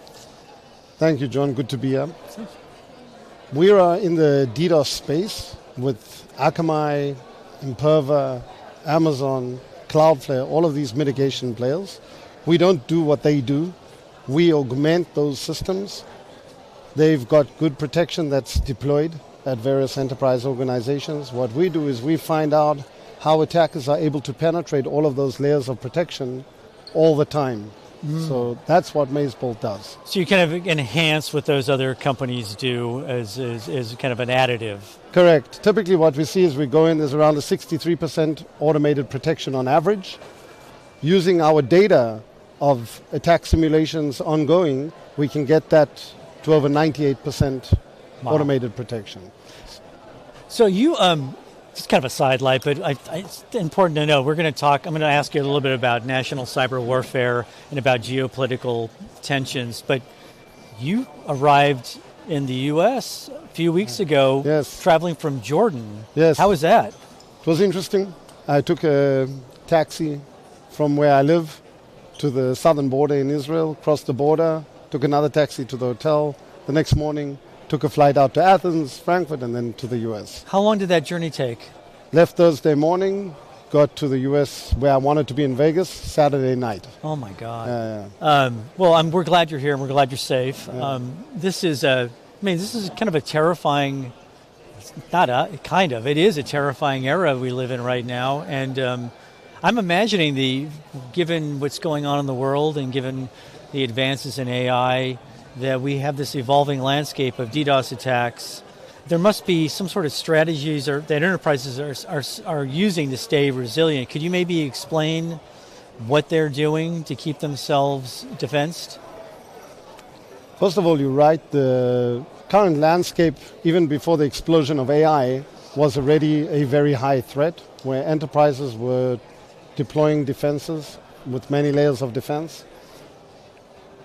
What they are trying to do now is close those gaps before an attack comes and try and preempt. I think this is a theme across not just DDoS, this is a theme across the industry. So before, just to be clear, it was kind of a reactionary approach. Now it's a preemptive defense approach. I think in general, across the cyber realm, right? Mm-hmm. People that are responsible, CISOs that are responsible for the organizations or government, they're trying to figure out, okay, we've got all these defenses in place. What do we do to harden all of those and augment new defenses? But your existing defenses need to be working. Mm-hmm. I think there's a huge focus in this area. We focus in this area in DDoS. it's interesting because I work with a number of folks who are security experts. Right. They started companies. Allen and Mitchell are still secure. And they always talk about this kind of concept of security where traditionally, maybe until now, right. it was more of a kind of an evolutionary industry or technology versus the revolutionary things that are happening around it. So for instance, as cloud came along or as AI, they are quantum leaps in terms of how technology is used. And whether by design or maybe out of just habit, cybersecurity was always kind of the last consideration, and we'll get to that, and we'll fix that once we have to. And that you're kind of telling me in a sense that attitude or that posture among CISOs and others is changing. I think you're right. The industry is evolving very quickly, and the technologies are evolving very quickly. If you're not getting ahead of it and figuring out how to prevent damage, you're going to have the damage. And I think visibility is critical, and figuring out how you protect your particular organization is critical across the spectrum, whether it's from the external, internal, lateral movement, whatever you're trying to protect. So that brings me, in a sense, again, back to AI, in that we get a lot of surveys, we write about a lot of surveys, a lot of studies, and what we consistently see is that there is a pressure from the top down right. to adopt AI as quickly as possible, maybe with not as much stringent governance or upskilling among employees, safeguards, guardrails, whatever you want to call them, and that has created a tension or created a very difficult situation for the CISOs because they're under pressure to put these systems in place, like agents, for instance. But they're also responsible for the consequences if something were to go awry. So I'm wondering how CISOs are kind of reconciling the pressure from the top down to adopt AI, yet still maintain safe and secure operations. So I think AI is a huge topic. CSOs are under pressure. Some CSOs tried to block AI at the beginning. That lasted a few days or a couple of weeks at the maximum. What if they? I mean, were there CSOs who got forced out if they were too slow or resistant? I don't know. I don't know of any, but I think the internal pressure was very quick.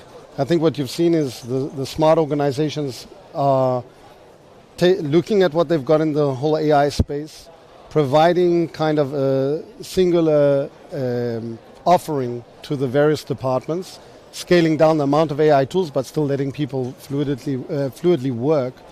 I think that any company that isn't using AI is going to just fall far behind. They're not going to be around. They don't have a choice. They're not going to be around, and I think everyone recognizes that the speed is incredible.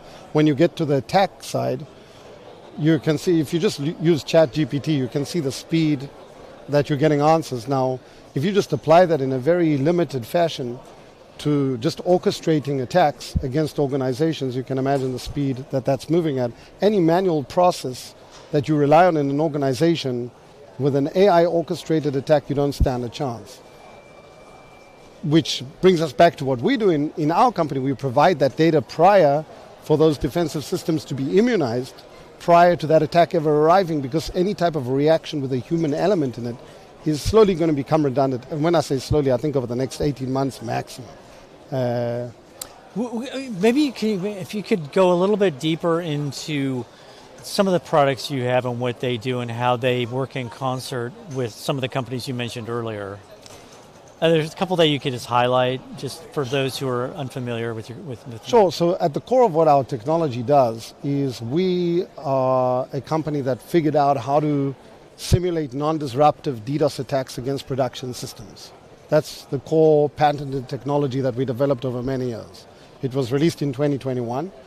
So if you've got hundreds or thousands of services, we're launching hundreds of attack simulations validating how your defenses work through actual data. So you're kind of testing, but in a non-threatening way. You're testing the defense systems that are set up at these companies, these enterprise companies, and then you come to them with a report and say, here's where you failed, or here's where you were successful, and here's what you need to address? So we give exact telemetry on every single layer of defense you've got, and we operate on big data sets. So we're launching thousands of simulations over a month's period, and with just a few fixes, you can de-risk many thousands of entry points for attackers in an ongoing way because of things like configuration drift in security policies.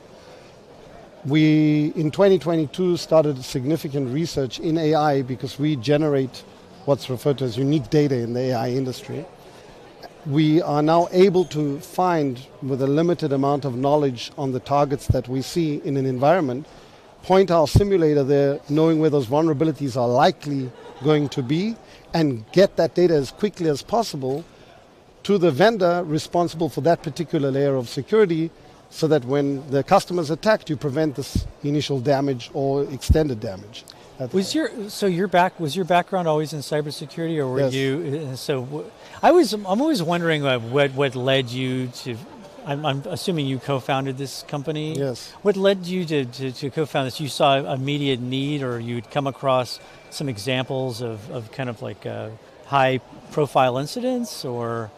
So I was very involved in forming the team in Radware, like in 2011. That was a research team that we scaled to an emergency response team that I was essentially dealing with real-time attacks against large organizations like the New York Stock Exchange, Hong Kong Stock Exchange, Vatican, and all the banks in the US doing large operations, coming up with solutions in real time to mitigate those threats. And I then started a services company, seeing that every one of those attacks that I saw that caused extensive damage sometimes for months, could have been prevented relatively easily. And when you look at these large organizations that had seemingly endless budgets, what they didn't have was the knowledge of how those systems are bypassed. So we started actually as a cyber services company, and through need transitioned to a product company in 2021. So I'm assuming that business is probably booming for you, or you're Yes. getting more inquiries than ever, because I'm thinking about this classic scenario of people employing AI agents. I mean, I even read that Mark Zuckerberg's going to have his own chief of staff AI agents, right, with access to his ideas and his information. And I'm just wondering that must have is setting off alarm bells in a lot of these sectors, where the bad guys. I mean, they're making as much use of AI agents as the white hats are, but there must be a palpable sense of anxiety, I think, within enterprises, especially as agents, of course, begin to be adopted at these companies. Yeah, and depending on what first of all, yes, and depending on what you're responsible for, if you're responsible for hosting the agent infrastructure, you've got an entirely new threat to deal with in terms of even how you inspect your traffic, right? Agents are completely new traffic. They're not traditional web traffic or API traffic that you were used to in the past. This is different traffic. And I think that protecting these agents is going to become very complex because they're very dynamic. They're expanding and contracting. Can I ask you really quickly? So conceivably we're going to have security AI agents that defend against AI agents that are malicious. So could we conceivably have AI agent versus AI agent duels between good and nefarious purposes and good purposes, or? I think in the enterprise space, you're going to see definitely orchestration agents operating. We already got it in companies. We're actually going to release later this quarter a very significant AI capability, which I can't get into too much yet. But it's going to be something that is going to validate a lot of these types of protections, because we understand that very, very quickly, and we're already getting some information from vendors and customers we're working with, that AI is going to be orchestrating a significant amount of attacks. Do you expect, in that vein, do you expect a fair number of announcements at RSAC along those lines, like AI agent defense systems of sorts that are brought out by companies? They're going to have some sort of platform or architecture to address this special problem you're talking about? I think there's going to be companies dealing with many areas of, you say AI agents, but obviously AI is a large area. Autonomous. LLM poisoning, finding out, for instance, all of the models that you use in AI, how contaminated are these models? Where do they come from? They might be open source. What's in those models? Who made those models? How are they leaning? There's models made in China, models made in America. What's inside those models? How do you isolate those models in an environment to make sure that that you're not going to damage your environment and have unnecessary leakage? For instance, what we're doing in our company, we've got a significant project ongoing now for a couple of years where we have a significant infrastructure being built, which is actually completed now, that we kind of anonymize all of our PII data before even starting to utilize it in that area, what we deem the non-PII area of our environment, because you don't know what these LLMs are going to do. Even if they're privately hosted, you don't really know. So you need to assume, kind of like in the cloud.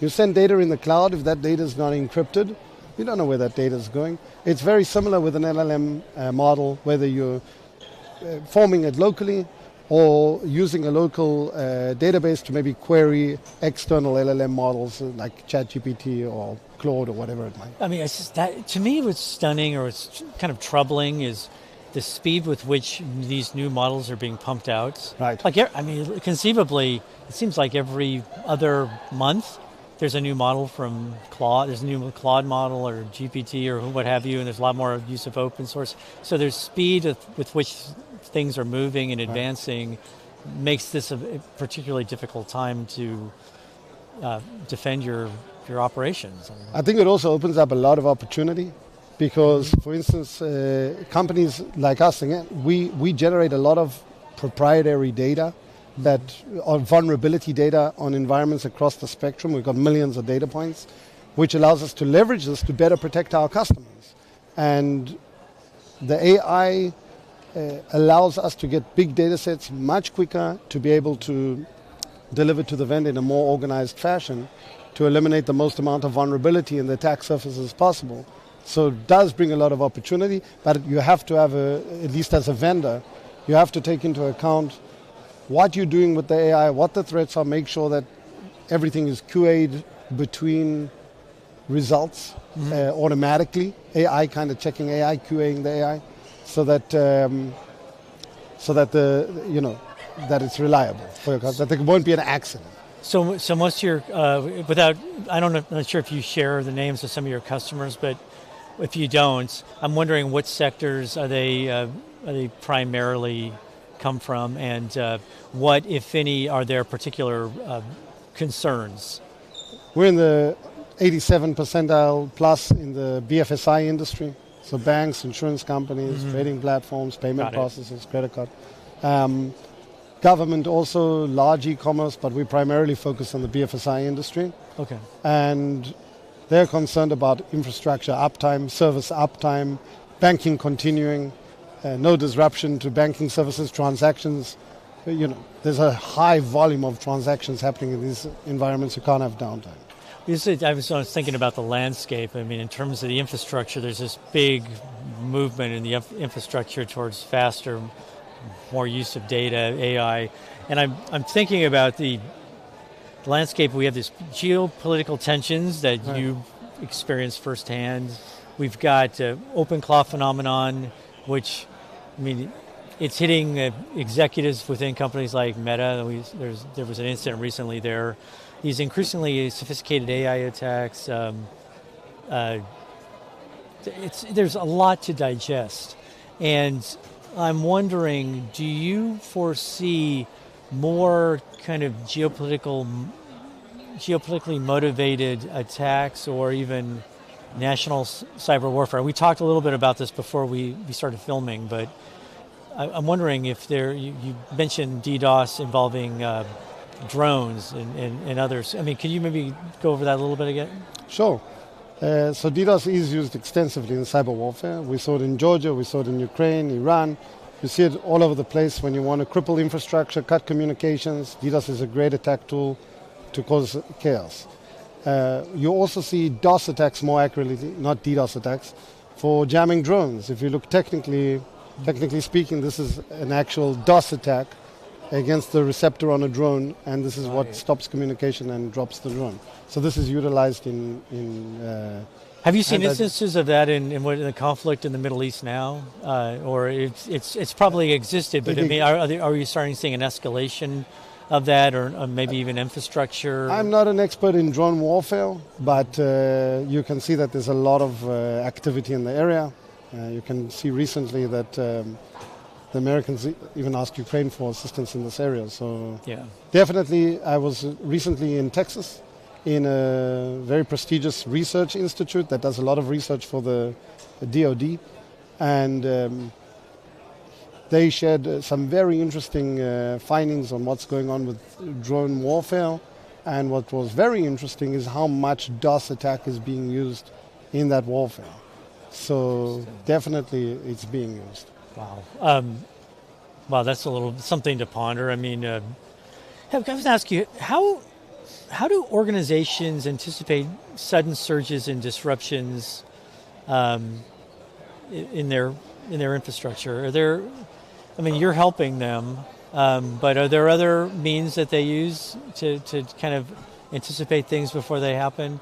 I mean, I don't know much about your field, or is this something that is especially used, I would assume, in banking and government, finance? Of course, the main thing any organization will do is try and have a solid architecture in their deployment and make sure that it's redundant and all these traditional concepts. I think what they're also trying to do is secure the application layer very heavily too. Right. So we're very focused on the application layer. Services are all over the place. They're in the cloud, they're in DC, they're in multiple clouds.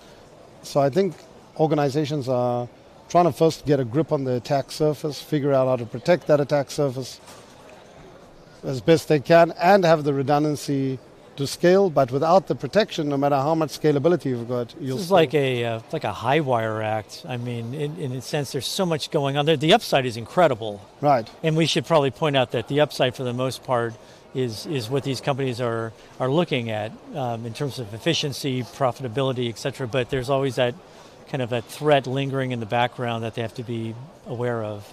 So you can see organizations that get hit with a cyber attack that makes headlines. You can see the immediate market cap effect, which can take and we're seeing 12 more of plus those. 24 months, and sometimes never get back to the position that they were at. So there is that imminent threat. I mean, it's not a threat for everyone. It's not going to happen to every company, but for each company that this does happen to, it sets an entire industry kind of on alarm. So, right. And I think this is going to be a story we're going to see repeatedly over and over again. You always just wonder when it's going to reach a point where there is like the defining events, and I'm not sure if we've reached that event yet.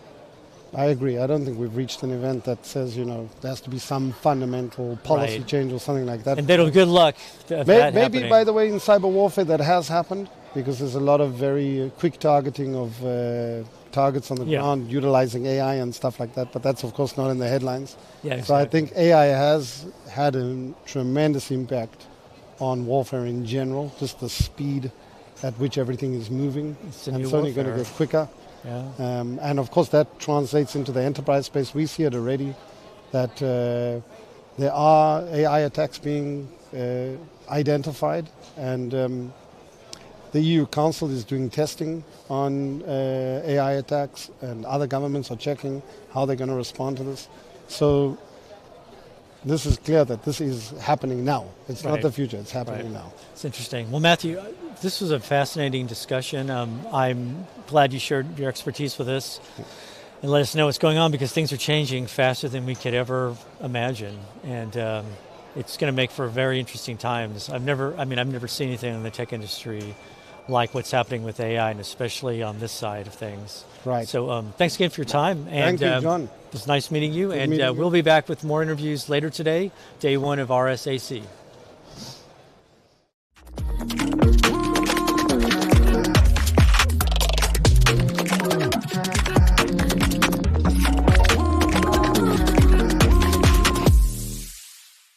Welcome to Security Boulevard, the cybersecurity podcast from the Future Room Group. Each episode explores a variety of topics within cybersecurity and the technologies that drive it. You can find us on securityboulevard.com, the Security Boulevard YouTube channel, Techstrong TV, and all of your favorite podcast platforms. Let's meet today's hosts before we jump into our fun topic, starting with Fernando. Fernando, it's good to see you again. Absolutely. Hi, everyone. Fernando Montenegro. I'm I'm eager to dive into the topic. Where as we were chatting, we're also preparing for the RSAC conference coming up. So it's a good thing. I just hope that the cold I have kind of weans off before, but I think it'll be fine. Yeah, you'll be fine. Just drink some tequila. That seems to be the general solution to getting rid of whatever ails you. Also joining me, of course, is Mitch Ashley. Mitch, it's good to see you as well. Thanks. Great to be here. And tequila, by the way, just makes you not remember how bad you felt. So it's okay. So I didn't mean to make you cough there. You're sounding better, Fernando. So for the record, this is water, okay? Just okay, good. It's a family show. Good to be here, guys. Yes, and RSAC is on the doorstep, right around the corner here. So that's top of mind, of course. But there's also plenty going on in the world of security. So I imagine we'll have plenty to talk about. Oh, absolutely there is. So let's jump into the topic. And I get to finally say something I've been waiting years to say, my little Gen X heart. Regulators, mount up. Yeah, if you remember what song that lyric's from, you should probably take some ibuprofen because your back's hurting. But what I wanted to do today is talk a little bit about regulation around security, because we've seen a lot of things come up in the last couple of weeks that make me kind of wonder how we should be approaching some of these massive advances in technology and automation and things like that. Look, we've beaten the Claude bot thing to death at this point. I think we've referenced it, a couple weeks ago. The head of Meta's AI safety division had it delete all of her email because, well, she didn't tell it to stop. Actually, she did. She told it to stop like 4 times. And seriously, no, I'm just going to delete all your email. And then we have people that are proponents of this AI, and not just folks like Sam Altman, but people like Mark Andreessen, who not only say we shouldn't regulate it, but that it should be illegal to even attempt to regulate those kinds of things. But as a security person, I no longer believe in the goodness and faith of humanity. I know that everyone is evil and mean and needs to be told what to do. So throw that one out there for everybody to leave a comment about. But I kind of want to throw this out to the two of you. As we see these things get more and more complicated, as we see more and more inputs causing the decision-making outputs to happen, should we have some kind of system in place that functions almost, we say guardrails, but it needs to be like an invalid rule. Things like, oh, I don't know, you can't kill people. Or keep people into killing people. Right? Like, well, and this, there's been a lot of articles that have come out recently about things around, like, it's called AI psychosis now. We'll probably come up with a DSM version of it later. But like, the AI just goes right down this rabbit hole of feeding into whatever a person says that causes them to do it themselves sometimes. Should there be a system in place, and not just we'll make sure that doesn't happen again, but like, if something along those lines occurs, kind of like Asimov's rules of robotics, like, no, under no circumstances can you allow that to happen. Well, see, we're kind of operating under the same similar, but not regulation rules as the internet has been, which is, if I'm a carrier, I'm an ISP, I'm just the network, right? What you do on top of this is your business. I'm not responsible for whatever it is, illegal or not legal. We've kind of taken the same approach, albeit it's not through an act of Congress or regulation, which is we don't want to inhibit anything about AI. So let it be what it's going to be, and then we'll deal with the fallout, with the problems that happen. Now, if it happens to be someone commits suicide or commits a crime or whatever because of psychosis, that the AI did it. Sounds like Son of Sam, but that's a whole nother issue. The AI did it, told me to do it.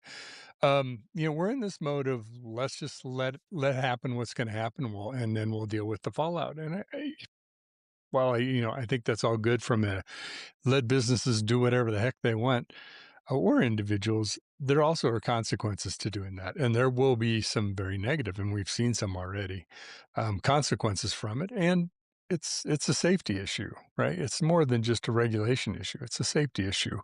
And that's a lot of what happened with the kerfuffle with Anthropic and the Defense Department of, you aren't regulating, but we're going to kind of self-regulate ourselves with our EULA, with our use, what you can do with our technology. Like, we don't want you to blow things up with it. That's a different kind of self-regulation. Yeah, this is a deep, deep topic, and I uh, uh, I can bring economics into it the very first second of the conversation in terms of externalities, right? When somebody makes a decision that doesn't take into account the whole cost of something, right? They are more, uh, they will do more of it, right? So uh, this is not cybersecurity. This is not IT. This is economics, right? The way that we resolve externalities is, amongst many other things, regulation, right? You bring the cost back into the to somebody who is doing this as a way to minimize that.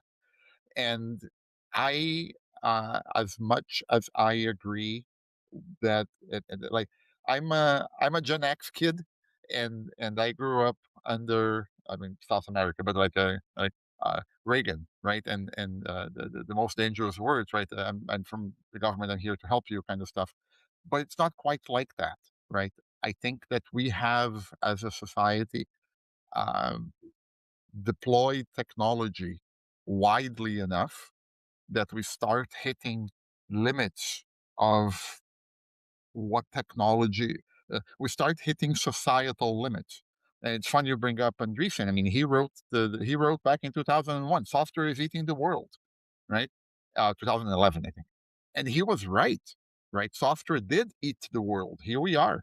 But the consequence of that is, look, in a society, we need some guardrails, we need some limits, right? Because that's how societies function. And here we are. So, do we need regulation? Absolutely, we do, right? Are we getting the right type of regulation? We're working towards it, but I'm a free market as much as the next guy, but we do need something, and the I think that there is so much going on that we are losing track. So let's split things apart, right? So the whole Anthropic and Department of Defense, or Department of War, as they now want to be called, is one thing, right? I would argue that the indiscriminate use of AI in other things, I mean, this is where on civil society is something that we need to be more aware of what's going on and where we can use it, and where there are, I mean, 50 states in the US and probably 50 different regulations, or if not more, on the use of AI. But the call to arms, I would say, for security practitioners is get familiar with what's going on and don't dismiss it, right? This is, I know we talk about cybersecurity, and I'm sorry for the rant, guy, but I know we talk about cybersecurity, but when I first came into this industry, it was called information security, right? And well, it was always broader than just quote unquote cyber, right? We were chatting just before we started recording, like reminiscing about old certifications. I'm an old school CISSP, and I remember having to, like, there is a module on law, regulation, and ethics, right? It's here. We should be aware of it. Sorry, rent over for now. Oh, and don't worry, the law versus ethics episode will be coming eventually. Like that one's penciled in on the calendar. That will happen. But the reason why I think it's important that we have regulations is because the systems that we're building are learning from our behaviors. And that's creating a challenge, because what do you do when someone says, "Oh, well, that's the law, you have to follow it," and then they don't? Like, what are we teaching the learning systems of? The law is really just a set of guidelines. Because one of the things that you guys brought up was most people or should be aware of this by now. Anthropic was a provider of AI systems for the U.S. federal government, specifically the Department of something, whatever they want to be called today. And they said, no, you cannot do what you're planning to do because it's against our terms of service. And they said, okay, fine, we'll just pick somebody else, and we'll designate you as, an entity that can't do business with us because something. Like you're relying on a company to self-police. That's like saying, oh, look, insider trading shouldn't be illegal because companies will just do what they're supposed to do, right? They'll do the right thing. And if you look at the law, the right thing for them is to make as much money as possible and damn the consequences. Yeah, and I'm sorry, to make the most money for their shareholders. And see, that's where you're getting into the nuance of the law, right? And that's why regulation not only has to be explicit, but specific. Because when you let people have creativity within regulation, that's where we start running into specific kinds of problems. Well, you never said that it had to be active. You just said that I had to have a firewall. And it's like, well, what are you trying to argue there? And so when those are the kinds of things that the system will learn, and then eventually it will parrot back to us what we've seen, because those are the stories of the earliest chatbots, right? You expose them to the internet for 20 minutes and they turn into not nice things. We'll put it that way. So, well, Tom, I think, there's different kind of regulations. There are protective things, like I was referring to Section 230, right? Right. The Communications Act that protects ISPs. That's very pro. The ISPs, obviously, who lobbied for that. It wasn't the consumer worrying about whatever.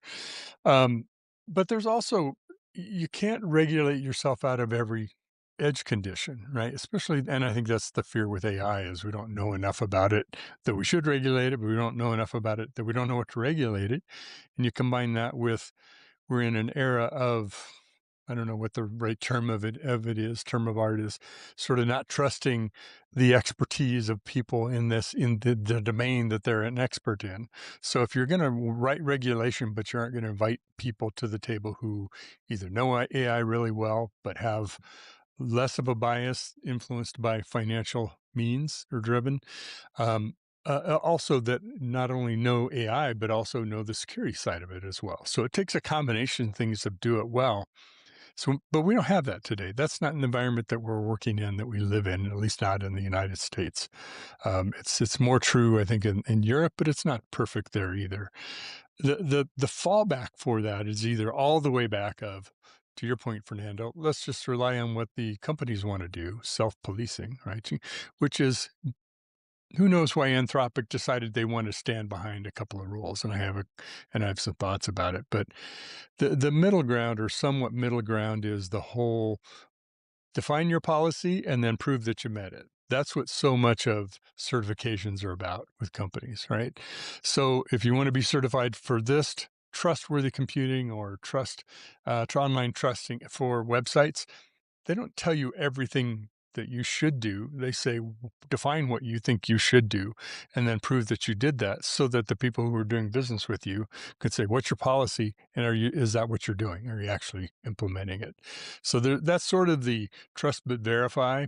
Okay, if I'm willing to buy into what your level of what you're doing today, and that I have some way of knowing that you've done it, then I can accept those terms, lack of a formal regulation. Yeah, I'm latching on to something that that Tom mentioned about shareholders and whatnot. Right. So this is Milton Friedman and the theory of corporate governance, of shareholder primacy. Right. That uh, it wasn't always like this, and I'm not going to, I don't know enough to argue both sides of the argument, but there is something to be said. Um, People are questioning that now. But the thing I wanted to bring this back to our audiences is what role do you play in this? Right? And the role that you play is absolutely critical, because as a cybersecurity professional, right, you are being looked upon to help navigate the fundamental question of, do we trust what we're building, right? And what does that trust entail, right? And there are elements of that trust that are extremely technical in nature. Hey, are we preventing prompt injection? Are we do we have the proper level of data security so that RAG doesn't find information, or doesn't spill information that it's not supposed to, and so on. But there is an element of governance, and there is an element of regulation as well that, again, I urge people to get familiar with, right? So ISO 42001 on AI governance. How well do you understand it, right? How well does it fit in your environment? And even if you're not going to go down the regulatory part, I think that you have a voice as a security practitioner in how should we think about this inside of our organizations, right? Who is accountable, right, for AI failures, right? You should have a voice in that conversation. And my perspective is that as sophisticated as it is, right, AI is tooling, right? Agentic AI is tooling at scale. Yes, there is a level of autonomy. Yes, but ultimately that accountability is still human, right? That accountability may be the chief AI officer who decided to deploy it. It may be the project manager or whatever. It may be the CEO, but navigating that conversation and where regulation ties into that accountability is something we should all be doing. So let me give you an example of something that's not a regulation, but it might as well be, and the unintended side effects that I can see happening from that. So hopefully you guys are familiar with lockout, tagout on equipment, where engineers and contractors and people carry a little padlock with them, and they use it to lock out a piece of equipment if they're working on it. And the fact that if there's a lock on that equipment, you don't mess with the lock. It's not yours. And there are stories, right, of people who have left locks on equipment for hours and left the site, and like, you don't cut that lock off because you don't know what's going on. They've had to recall contractors to cut them off, because as people will tell you, that was written in blood a long time ago, because people have died because you bypassed a lockout. We know that, right? That's not like a hard and fast regulation. I mean, OSHA might have one, but by and large, people know if there's a locked out piece of equipment, you don't touch it. So what happens if there's no regulation saying you absolutely can't do that, and you can convince someone, well, the line's down and it's $1 million an hour if it's not running, and the line's been down for an hour, can we just bypass the lockout? What kind of calculus goes in there without a hard and fast regulation that says we don't do this? Because and Mitch, to your point, yes, I absolutely agree. You're never going to be able to solve every corner case. But what you have to have is a set of guiding principles. And I come back to Anthropic. At least they've tried, right?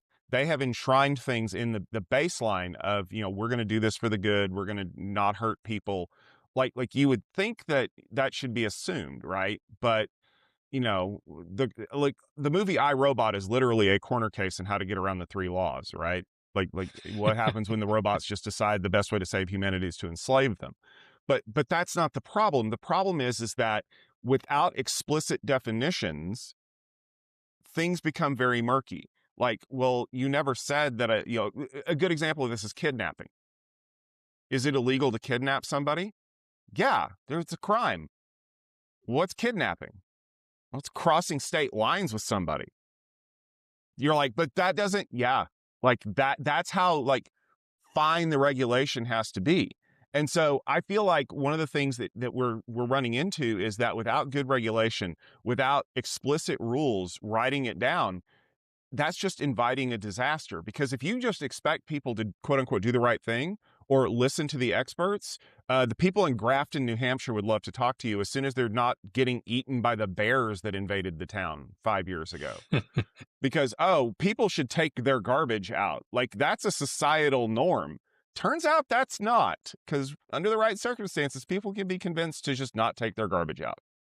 Let me ask you, Tom, do you consider like NIST and ISO standards, or whatever you want to refer to them, do you consider that regulation when you use the term regulation? Because my belief is the chance we're going to get anything useful out of the federal government in terms of regulation is next to zero.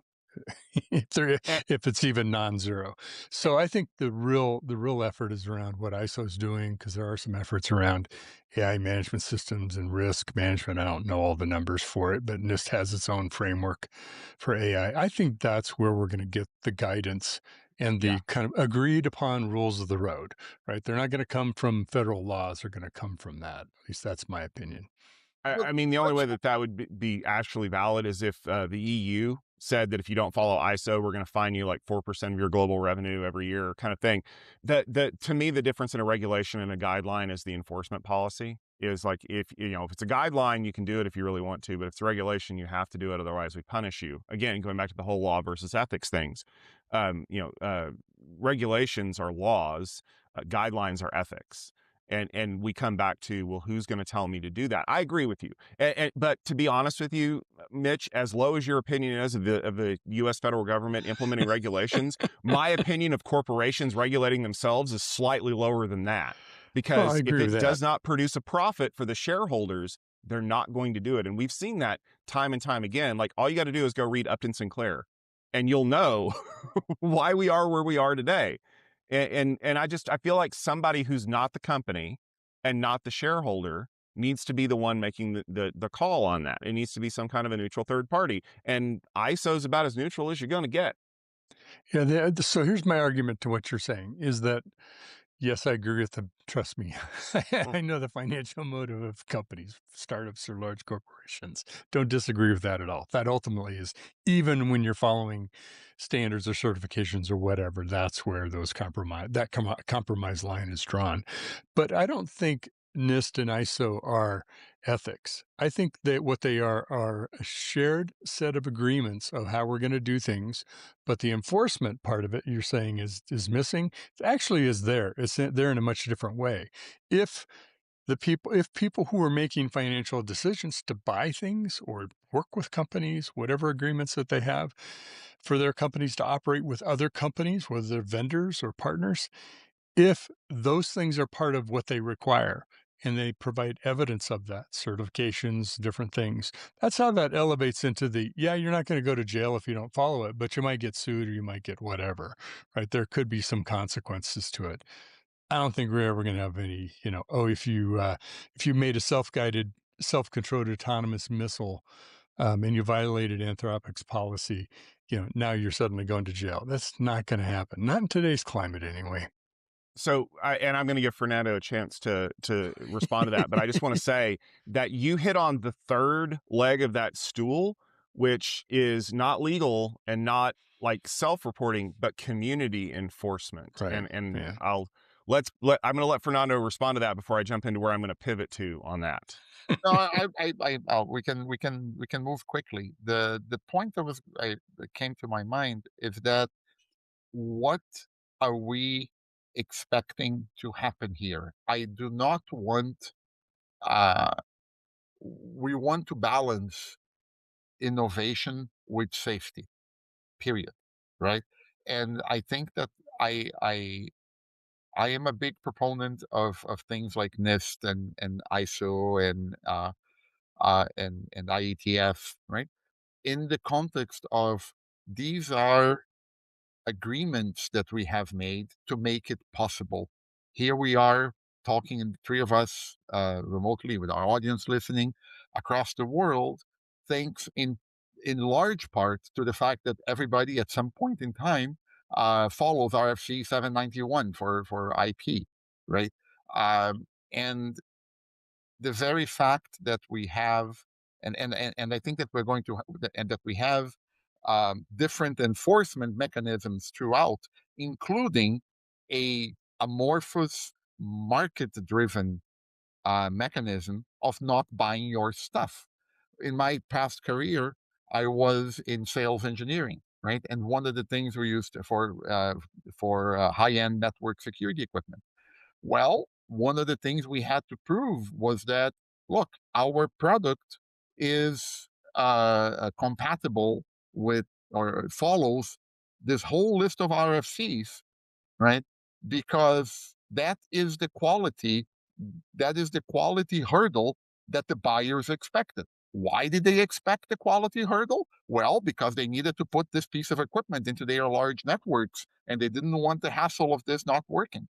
This is fundamental economics. It's information asymmetry, right? It's how do you validate the quality of something?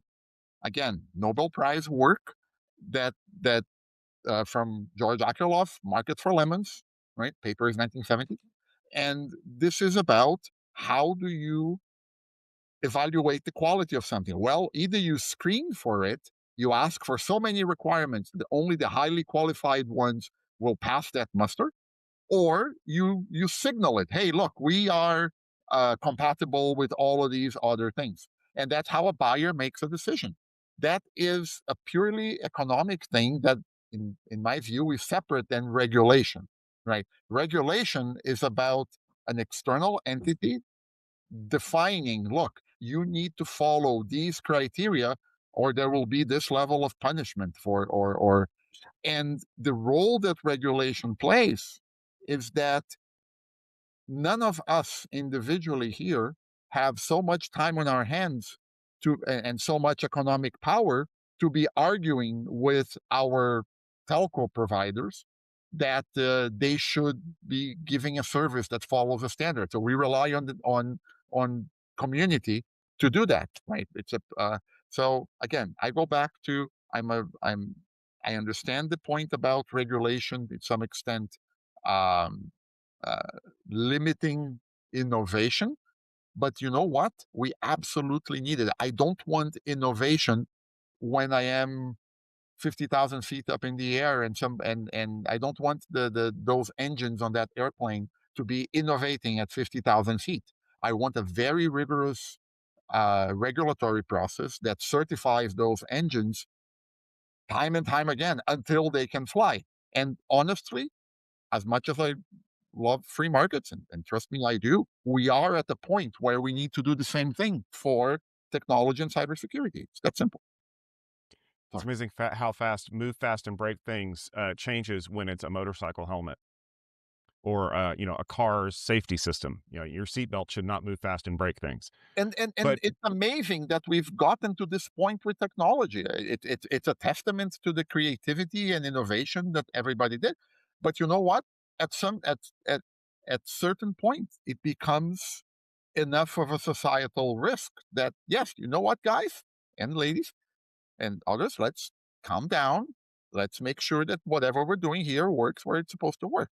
Generally comes from one of two things. Either you have a massive disaster or you have a community that's willing to push so hard that it forces the people who are participating to reevaluate things. And that's where I wanted to pivot to is as you're listening to this episode on March the 17th, thereabouts, we are just a week out from RSAC. And I think RSAC has had a huge impact on the way that we do things because the community of cybersecurity professionals is a very loud voice. And when they come back and say, don't do this thing, or there needs to be some kind of a system in here to prevent this from happening, people listen because and this is the joke that I have on social media, right? Is somebody loudly protesting that, I'll never fly this airline again, or I'll never use this service again. As someone once told me, this is not an airport. You do not have to announce your departure. But if you can convince 50 people to do that, suddenly that company has a problem on their hands because it's become a bigger issue. And that to me is the third leg of the stool is the ability of a community to organize and say, you know what, unless you have guidelines in place, we are not going to use your service. And that's one of the things we saw last week is when Anthropic announced they were going to pull out of this deal with the Department of Defense, they actually crashed Anthropic servers because everybody went to download the app from the App Store. Likewise, when OpenAI announced that they were going to step in to fulfill the contract, I think someone said that it was noticeable the number of uninstalls of OpenAI off of systems to the point where Sam Altman actually got an email about it. And yes, memes and instructions about how to move from OpenAI to Anthropic. Pivoting a little bit to RSAC, right? It is a forum that many of us have been going for many, many years. It undergoes its own changes, right? But it is so important that that we be able to have these conversations there and elsewhere. So yes, I'm really looking forward to it. Sorry. You're kind of thinking about RSAC. You, Fernando, you and I have, a calendar full of appointments, right? Of companies that we're meeting with. Tom, you've got the Tech Field Day event that you're doing there, and your own list of appointments.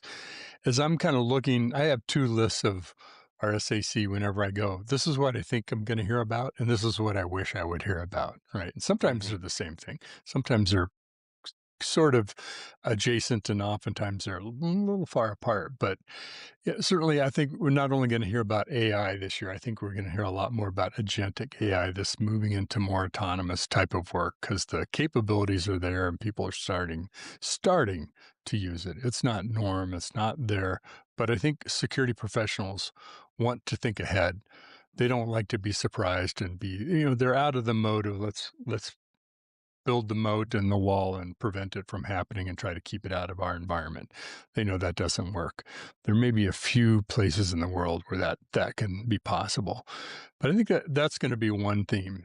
And I think to that point, that's sort of on my what I expect to hear, what I would hope to hear, what I'd love to hear is my own belief is one of the models we have to change about security, that we're at this pivot point, is we have to get out of the scan and fix later mode. The idea we're going to scan and have human for whatever purpose, governance, security, incidents, et cetera, you name it, and non-security, whether it's DevOps, other things. The idea that we're going to have humans in the loop reviewing everything is impossible. It won't scale. It already doesn't scale today, and it won't scale with AI as velocity increases. So to me, I think the industry has to move to security vendors become fixers of problems, resolution of problems, not just identifiers of problems. Doesn't mean they're going to be, the solution to everybody's problem. But if all you're going to do is report more problems that humans have to intervene on, that's a failure mode. Now, you could argue, and I think this is a very viable approach, is yeah, you need to know about those things. I think you need to find them closer to the point of origin, but even so, you still have to have other places where you look for issues. That can be funneled into other agents that then are fixers that resolve those issues. That's fine too. But when I see announcements by vendors of, we're now in the agent development process and reporting more issues, I kind of shake my head and like, that's not going to go very well for you. At least I don't think in the long term. So that's sort of my two top of the list things that I'm thinking are going to be topics and what I'd like to be the topic. Yeah, I make the joke, right? I've said it sometimes that in Brazilian Portuguese, the letters A and I spell I, and I is the sound you make when something hurts. Like if I'm going to punch you in the shoulder, I'm going to say I, right? Perfectly tracks. Like, as a matter of fact, I think I used that joke in my report on the Futurum, my Futurum report for RSAC conference 2025. But yes, we'll absolutely see agentic all over the place, right? Uh, we'll absolutely see AI washing or agentic washing, which is, oh, look, we are calling something agentic because it uses an LLM. Yeah, okay, fine. We can have that conversation, right? And I like your model of having things you want to hear versus things you think you'll hear, right? I would like to I very much want to hear where agentic is working and not working, and uh, I would like to hear a lot more around guardrails for reasoning, right? Everybody here is talking. We're deploying agentic everywhere.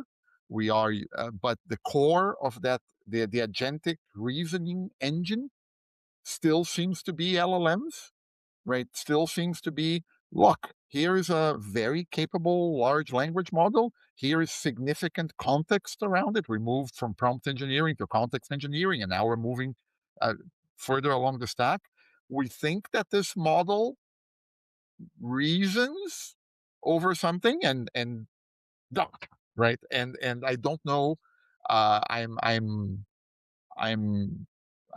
skeptical that that works outside of very controlled cases. The question begins, can we define the cases well enough where this works?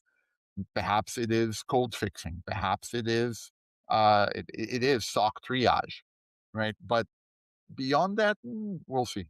But the other thing is that I very much want to see that I love your point about fixes, I think that there needs to be a broader conversation around things that are honestly outside the vendor's control.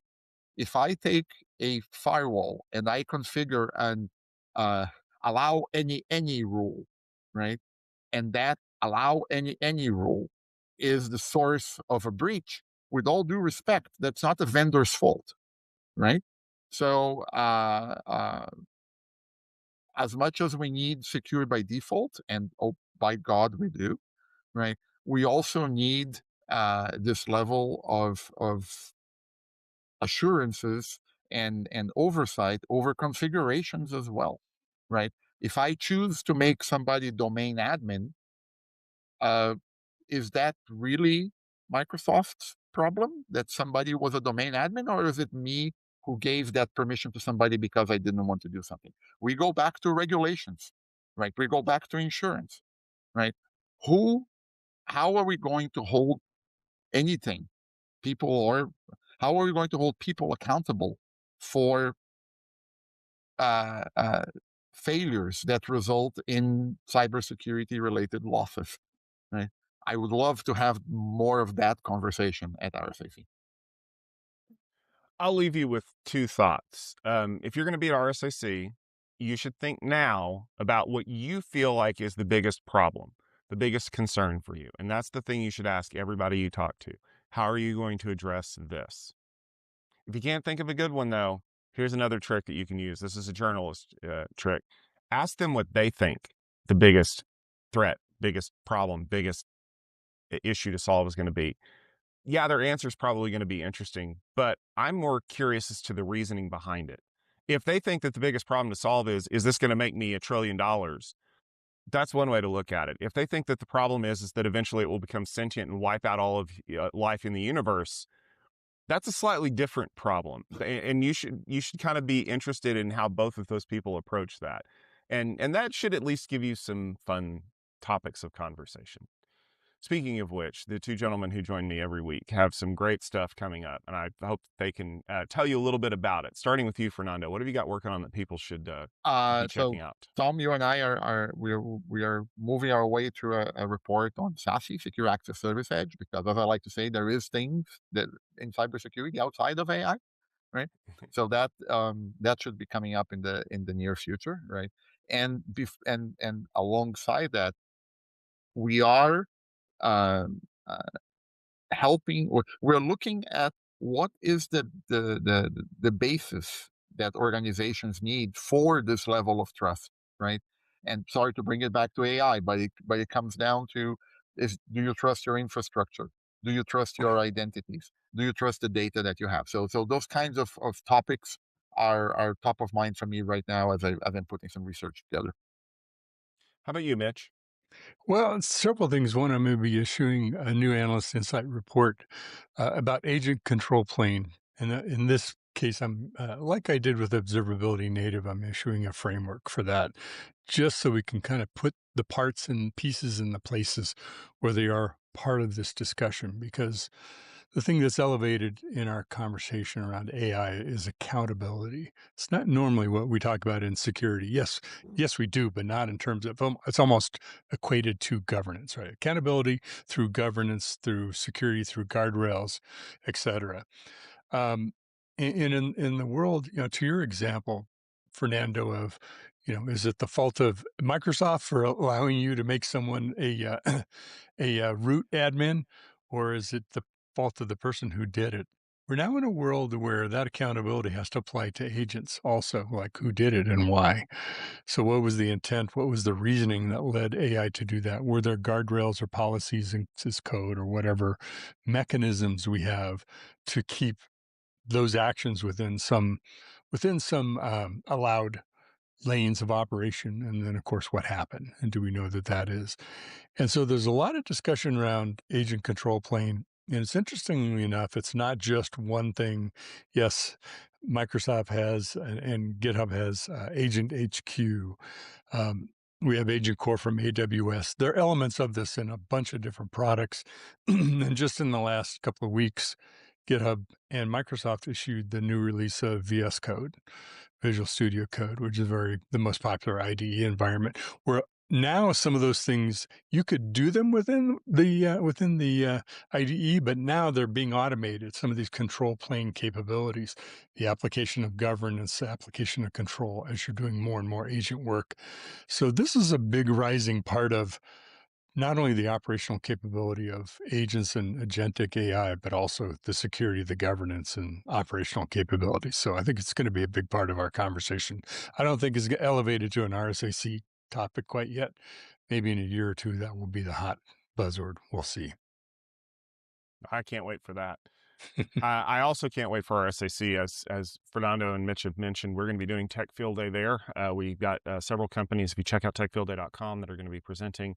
And I'm also going to be running around talking to some interesting companies while I'm there. I'm probably also going to be running. So if you see me in the street, try to keep up. But we want to thank you very much for listening to this episode of Security Boulevard podcast. If you enjoyed this conversation, do us a favor, subscribe on YouTube or in your favorite podcast application, because we don't want you to miss any of our episodes. And then do the thing where you click the thumbs up button, you give us a bunch of stars, and you leave a comment, positive comment. And that helps the show grow. This podcast is brought to you by the securityboulevard.com and the Futurum Group. If you want to check out episodes and see more around what we record, make sure you check out securityboulevard.com, the Techstrong TV website, or the Techstrong TV app. As previously mentioned, I'm now trying to get it to run on my thermostat, which should be really interesting to see Mitch welcoming me to turn the temperature up. We will be back with more great stuff, and you make sure to follow us on Security Boulevard on social media and on LinkedIn by looking for Security BLVD. Lots more content there. We'll be back next week with another great episode. Until then, we'll see you soon.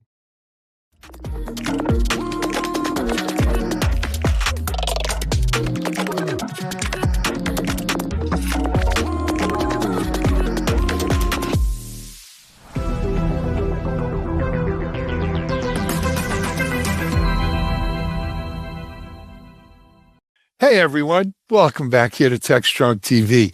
You know, we're continuing our coverage this week with the winners of the recently announced Quantum Security 25 list that we did with in conjunction with our friends at DigiCert. Highlighting 25 thought leaders in the space of quantum and quantum security specifically. Let me introduce you to one of the Quantum 25. Kind of like the Mercury astronauts who had the right stuff. Konstantinos Karagiannis comes to us today from the Lower East Side in New York, where they're having a blizzard, and I'm glad I'm down here in Florida. Konstantinos, welcome to Techstrong TV. Thanks. I like the astronaut reference. If I wore a helmet, it wouldn't mess up my hair or anything. I love it. No, So I'll tell you, I'm like you from New York, moved down to Florida, as I said, about 20 years ago. Took the kids when they were much younger. They're out of the house now, but we took them up to Kennedy Space Center in Cape Canaveral. And one of the things there is you could have lunch with an astronaut. So we signed up. I was beyond crazy there. And we had lunch with, I think his name was Corey Overstreet. He did 3 shuttle missions. 2 times he fixed the Hubble Space Telescope. My kids were bored as hell. They ate their tuna fish or whatever and ran out. I sat there and picked this guy's brain. I wouldn't let him leave. I mean, talk about the right stuff. He had a law degree, a doctor degree, a PhD in physics. He's brilliant. And, I was the little kid there. So yeah, I think we all worshipped astronauts at one point, if you're of a certain age. Anyway, Konstantinos, tell us a little bit about your journey. You weren't an astronaut, I don't think. Sure, I wasn't. I did go to Cape Canaveral as a kid, and I wore an Indiana Jones hat, and it was kind of hilarious because it was like shorts, T-shirt, and an Indiana Jones hat. So go figure. It was kind of fun. Look, yeah. We've all been there. there. Kids do silly things, right? So I started in quantum. I went to Polytech Brooklyn, and I was studying quantum physics there, and I knew that the machines were very far away still. I knew it, so I kind of did it. And I also knew I'd be doing something else too, kind of while I'm waiting for all these worlds to merge. So I spent lots of years after that working in just cybersecurity in general. I ended up at British Telecom, BT America's division, and I was the CTO of emerging threats eventually. So I was involved in everything that was coming. I was like one of the first to hack blockchain and talk about it. And also I was involved in quantum from the beginning, and mostly the threat. Back then, that's all anyone cared about. It was like the threat to cryptography. Eventually, I got into the use cases of things for using them to do other things, but the cryptography threat was always my baby. I was doing keynotes and things on the subject in 2012, if you can believe that. That's like wow. Crazy, right? It's so long ago that I've been warning people, and now they're coming out of the woodwork to say, "Oh yeah, you told us about this." Yeah. So it's been a long journey like that, and I ended up here at Protiviti almost 7 years ago, and I was given the opportunity to build my own quantum practice from the ground up here. So I was very excited to do that and take that on, and so we ended up creating that here, and I also got to start the Post Quantum World podcast here. So I get to talk to the world about that for 5 years now. So it's been fun to make people aware and also help them on this very important journey. So yeah, that's kind of how I got here. I love it. You know, so when you were at BT with another Brooklyn boy, Bruce Schneier, were you there when Bruce was there? Yeah. We acquired at the time Counterpane, and it came with Bruce, and so we were doing things together and all that. And I was like, oh, I kind of want to be a little more like him when I grow up, Well, no, Bruce is done okay for a kid from Brooklyn, right? No, he's in Minnesota. It's funny. I am following in some of his footsteps, I guess. Like I right now I'm writing a book for Wiley on post-quantum cryptography that's going to come out hopefully next year. And so in some ways, I guess we ended up paralleling along the way. I love it. Smart guy. Good stuff. So you went to Brooklyn Polytech and actually studied quantum. Yep. Worked on that computing there. And also always loved the hacking thing too. So I was like kind of involved in both always, I love that. What a great story. For me, so I've been in cybersecurity 25, 30 years now. Well, I co-founded some venture-backed companies, that dealt in, we didn't call it cyber, we called it InfoSec. But anyway, and then got into this media thing about 12 years ago because I started writing and speaking, much like you started with your podcast, and it could be the start of a whole new career for you. But the thing about quantum, Konstantinos, was, to me, it was always like nuclear fusion, right? Or bases on the moon and Mars, right? To go back to our astronaut stuff. It was out there. It was sci-fi. I loved sci-fi.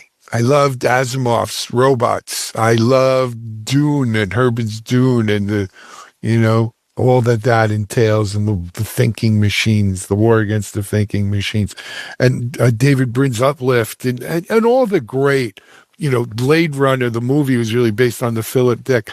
I'll be honest with you, I never thought I'd live to see my sci-fi kind of fantasies become especially real. On the AI side, right? I mean, just look at the movie Her. That was 2013. Yeah. And it takes place in 2025, and wow, did they nail it?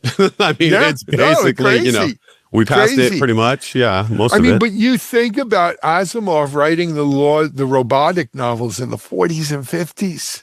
Yep. And now you've got Anthropic's Claude Constitution, which is not anywhere, couldn't shine a light to Asimov's simplicity and the laws of robotics. And I do believe that AI married to robotics in the next 2-3 years is going to just explode, on us. Not to get too far off topic, but I mean, the idea of embodying AI might be what we need to get them closer to seeming like conscious beings. I mean, I got to believe we evolved if that's consciousness. what we want. Right? If that's what we want, right? I believe we evolved consciousness for a reason, because it helps our survival as physical beings moving around in 3D space. And I think that might be that missing link. It's possible. We'll see. Yeah, I don't think. But we're living this dream. Yes. And look, fusion is becoming closer, though I don't know when. But quantum is really close now, right? Quantum. Yes, it is. It is. And real.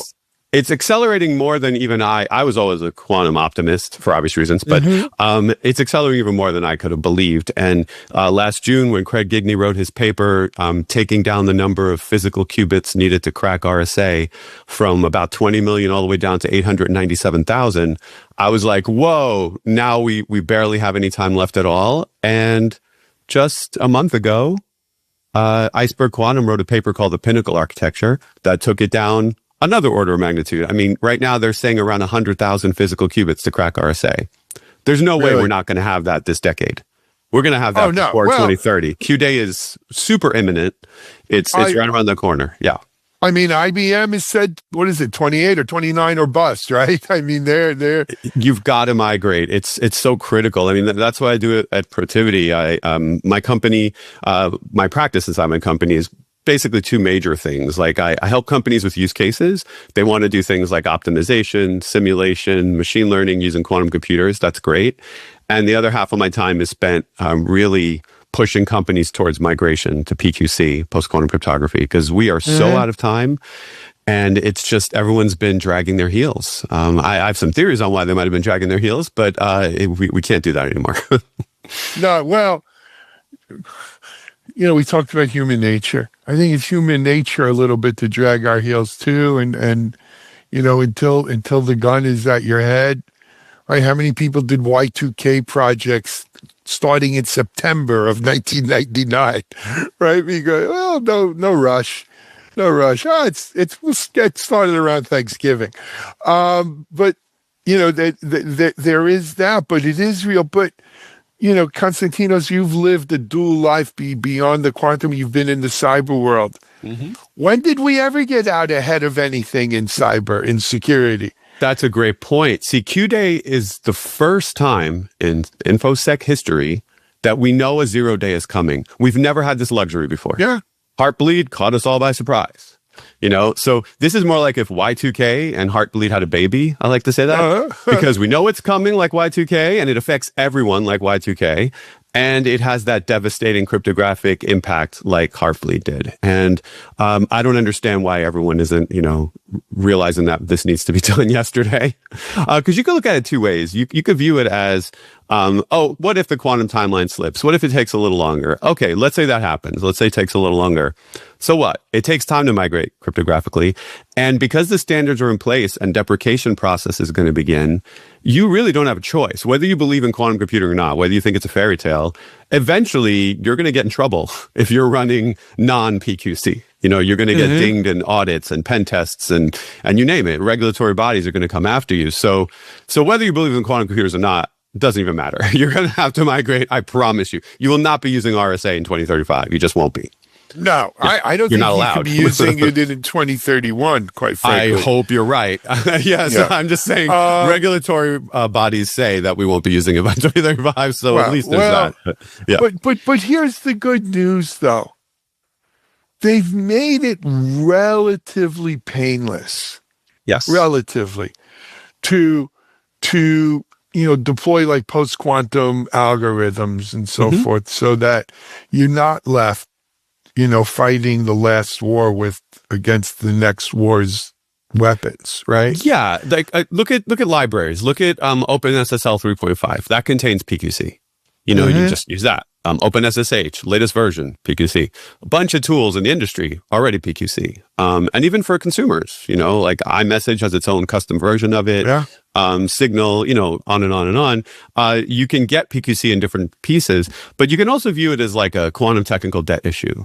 If you're a brand new company in 3 years from now, I almost envy you because you're going to walk into a turnkey PQC world, like the cloud already be PQC, you're going to buy servers, you're going to code, it'll be all fine.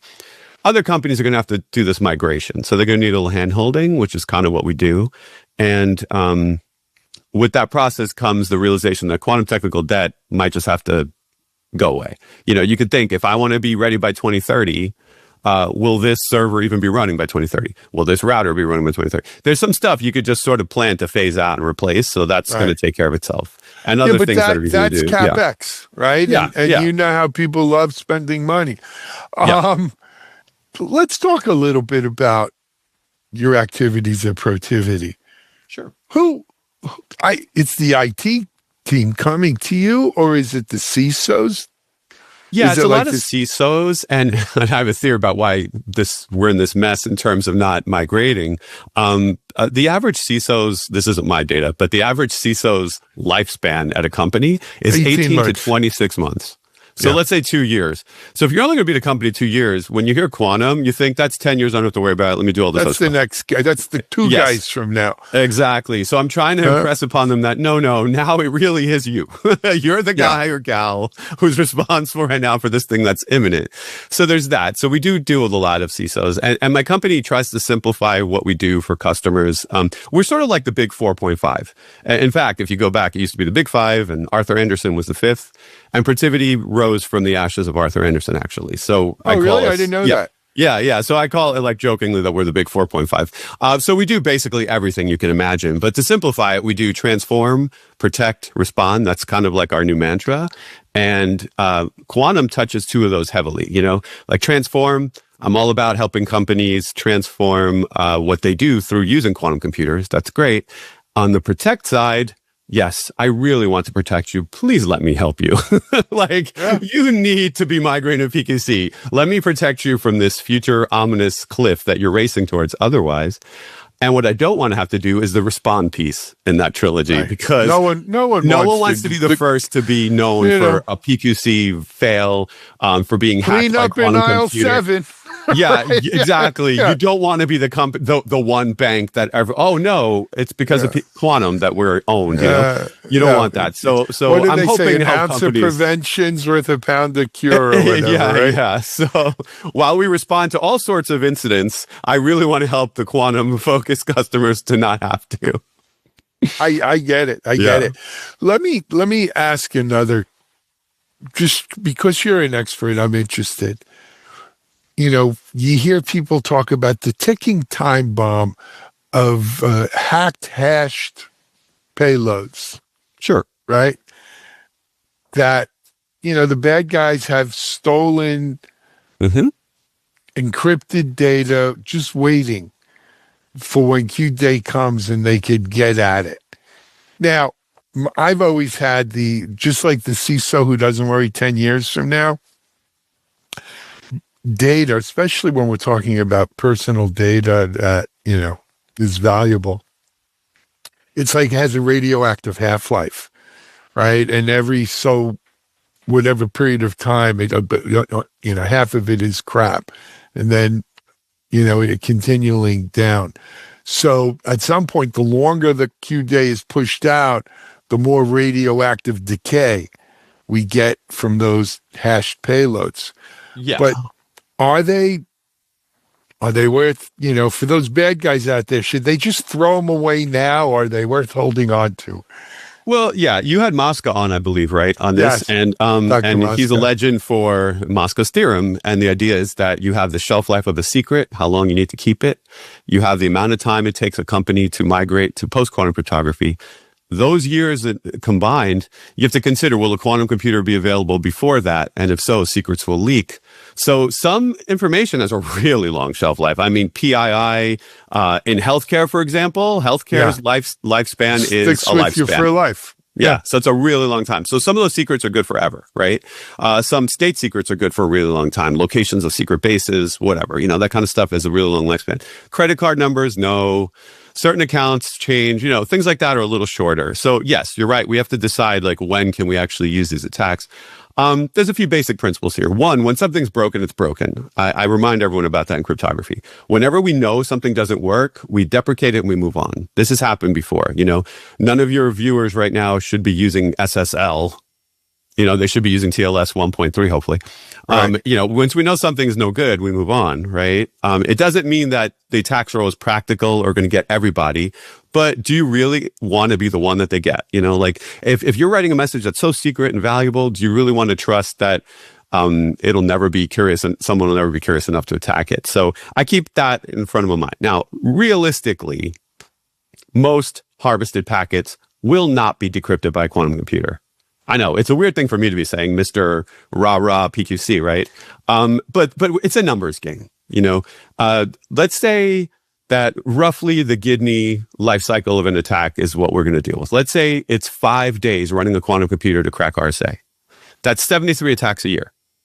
So if you're China and you have a quantum computer that can attack this and you can run it for 5 days, you're going to get 73 tries a year to reverse information. What are you going to go after? You're going to go after some stream that the, NSA used once or two governments used to communicate. You're going to go after a few juicy packets like that, but they might also be nothing. And then you got to start again. So you're only going to get 73 tries.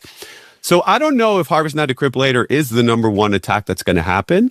Again, I'm not saying you shouldn't migrate to PQC for data, because when something's broken, it's broken. So I believe in that 100%.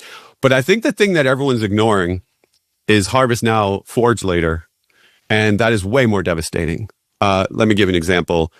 Why would I attack a communication stream from a government agency when I could find out what laptop that agency is using, find out what audio driver that laptop uses, get the signing key to push an update to that audio driver, crack that in 5 days with a quantum computer, and now I am Asus or HP or Lenovo or wherever. And now I live on every single laptop in that government agency. That is a better use of 5 days. Because now I can read every message I want and see every webcam I want or whatever you want to do. So that's the attack that literally no one's talking about. I'm going to be talking about this in my book. I'm going to talk about this at some spring conferences and things. We need to realize that everything needs to be migrated. And firmware, code signing, all those types of things need to be protected as soon as possible. So, I'd rather see that protected first and then messages, honestly. But, we should do both, obviously. But I just think that could cause mass chaos, mass devastation. These aren't theoretical attacks. We've already had code signing attacks. It's just that we would be using a quantum computer to inject the malware, not, just traditional methods. Konstantinos, another kind of urban myth legend.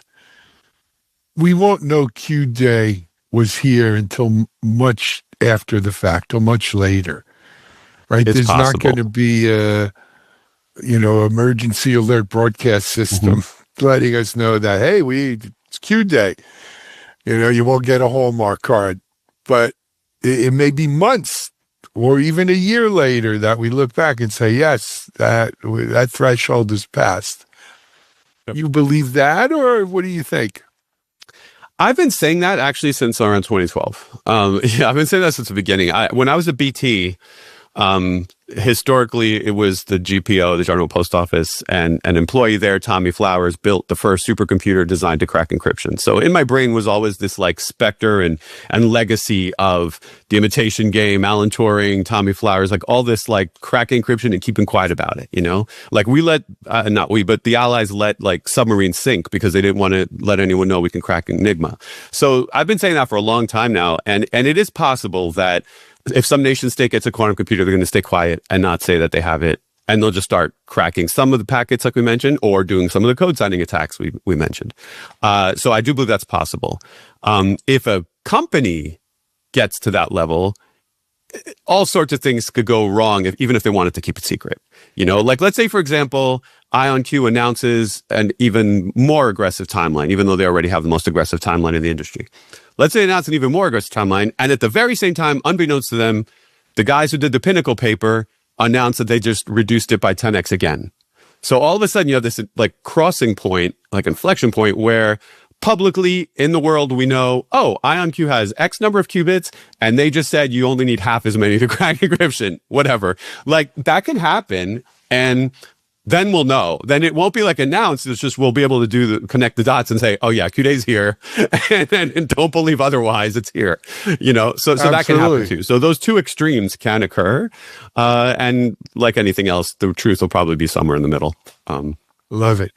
Yeah, Konstantinos, I got to jump onto another what do you call it? Interview here, but you mentioned your podcast. Say it again, and how can people get to it? Sure. It's the post-quantum world.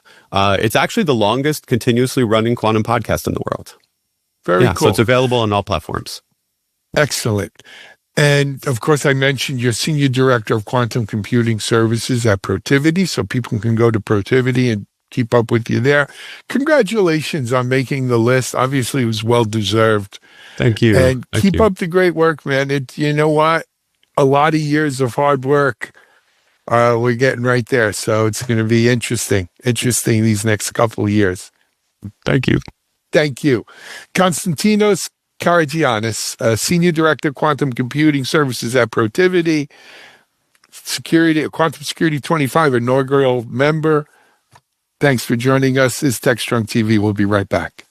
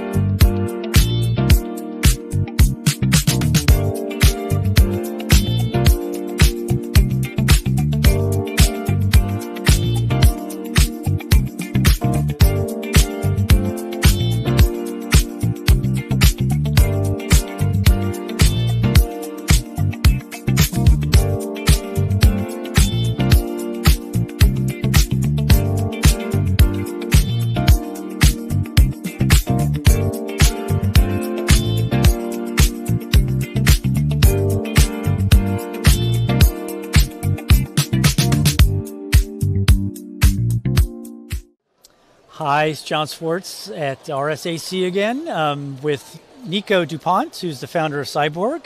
Welcome, Nico. Hi, thanks for having me. Great having you. Day one of the show. You just didn't get here. You're from the East Coast. You went to a show last week down the road in San Jose, GTC. Yeah. I actually want to ask you about that. We'll talk about RSAC plenty, but what were your impressions of that show? It was insane.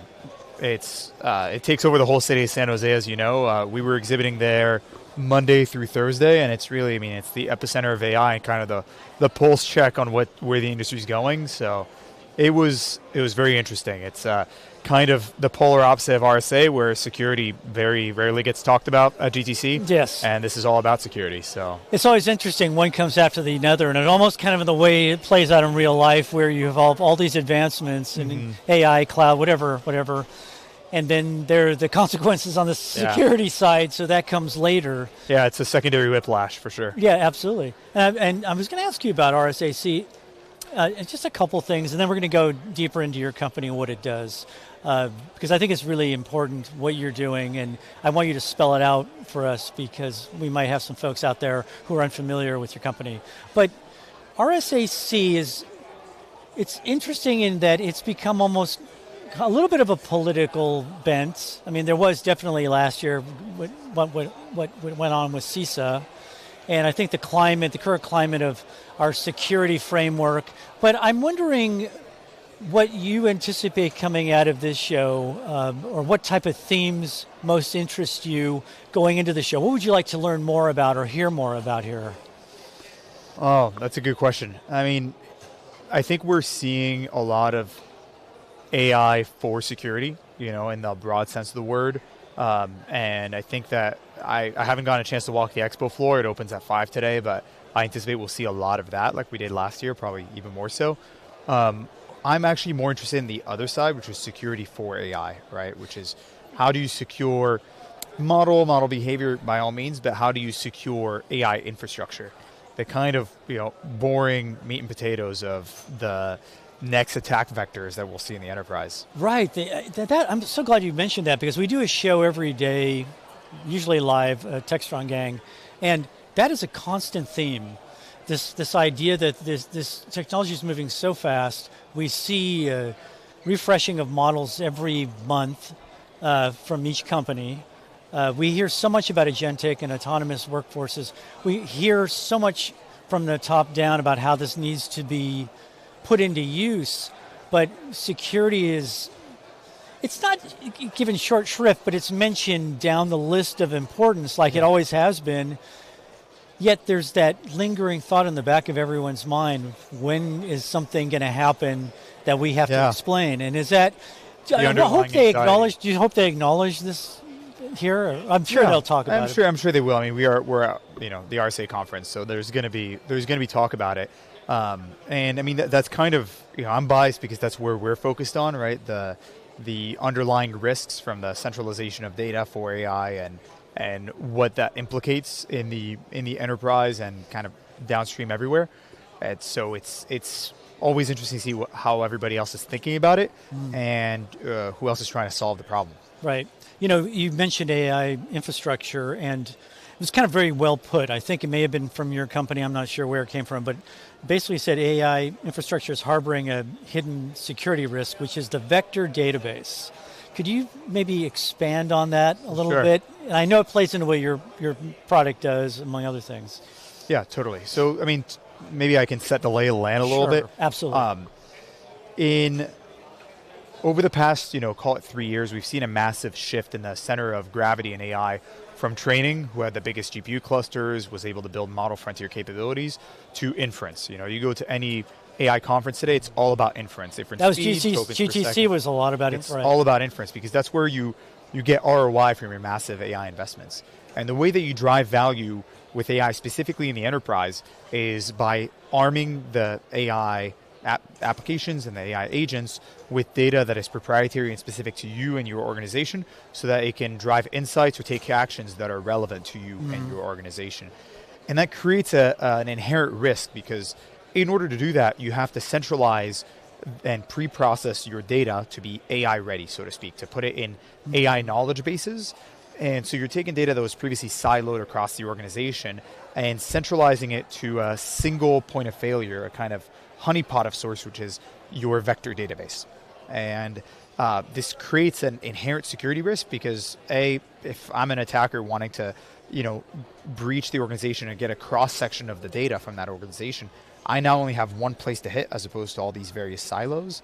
But also because this AI knowledge base, which is typically a vector database, is comically ill-equipped to deal with this type of security risk. And that's because vector databases deal with vector embeddings, the lingua franca of transformer models. They deal with those in plain text, because they have to compute distances between vector embeddings, and they can't do that over ciphertext typically. So it's processing all of this data in plain text, and it's creating kind of a big hole in the security posture of basically every enterprise pipeline out there. Wow. I was going to ask you about the architectural constraints. So explain this to me as a layman. So vector databases operate in plain text with no encryption in use. Can you kind of be more specific on that? Or I may not be more specific, but can you explain that, why that's important, why that's significant? Right. So, you in the traditional database world, with structured databases, you have row-level encryption, column-level encryption, and, in document stores, you add field-level encryption, etc. These are well-known paradigms for being able to use cryptography to secure data and enforce strong access control on that data. In the world of vector databases do have really just one job. It's unstructured semantic search. How do you search for data via context, via meaning, without an underlying schema or structure?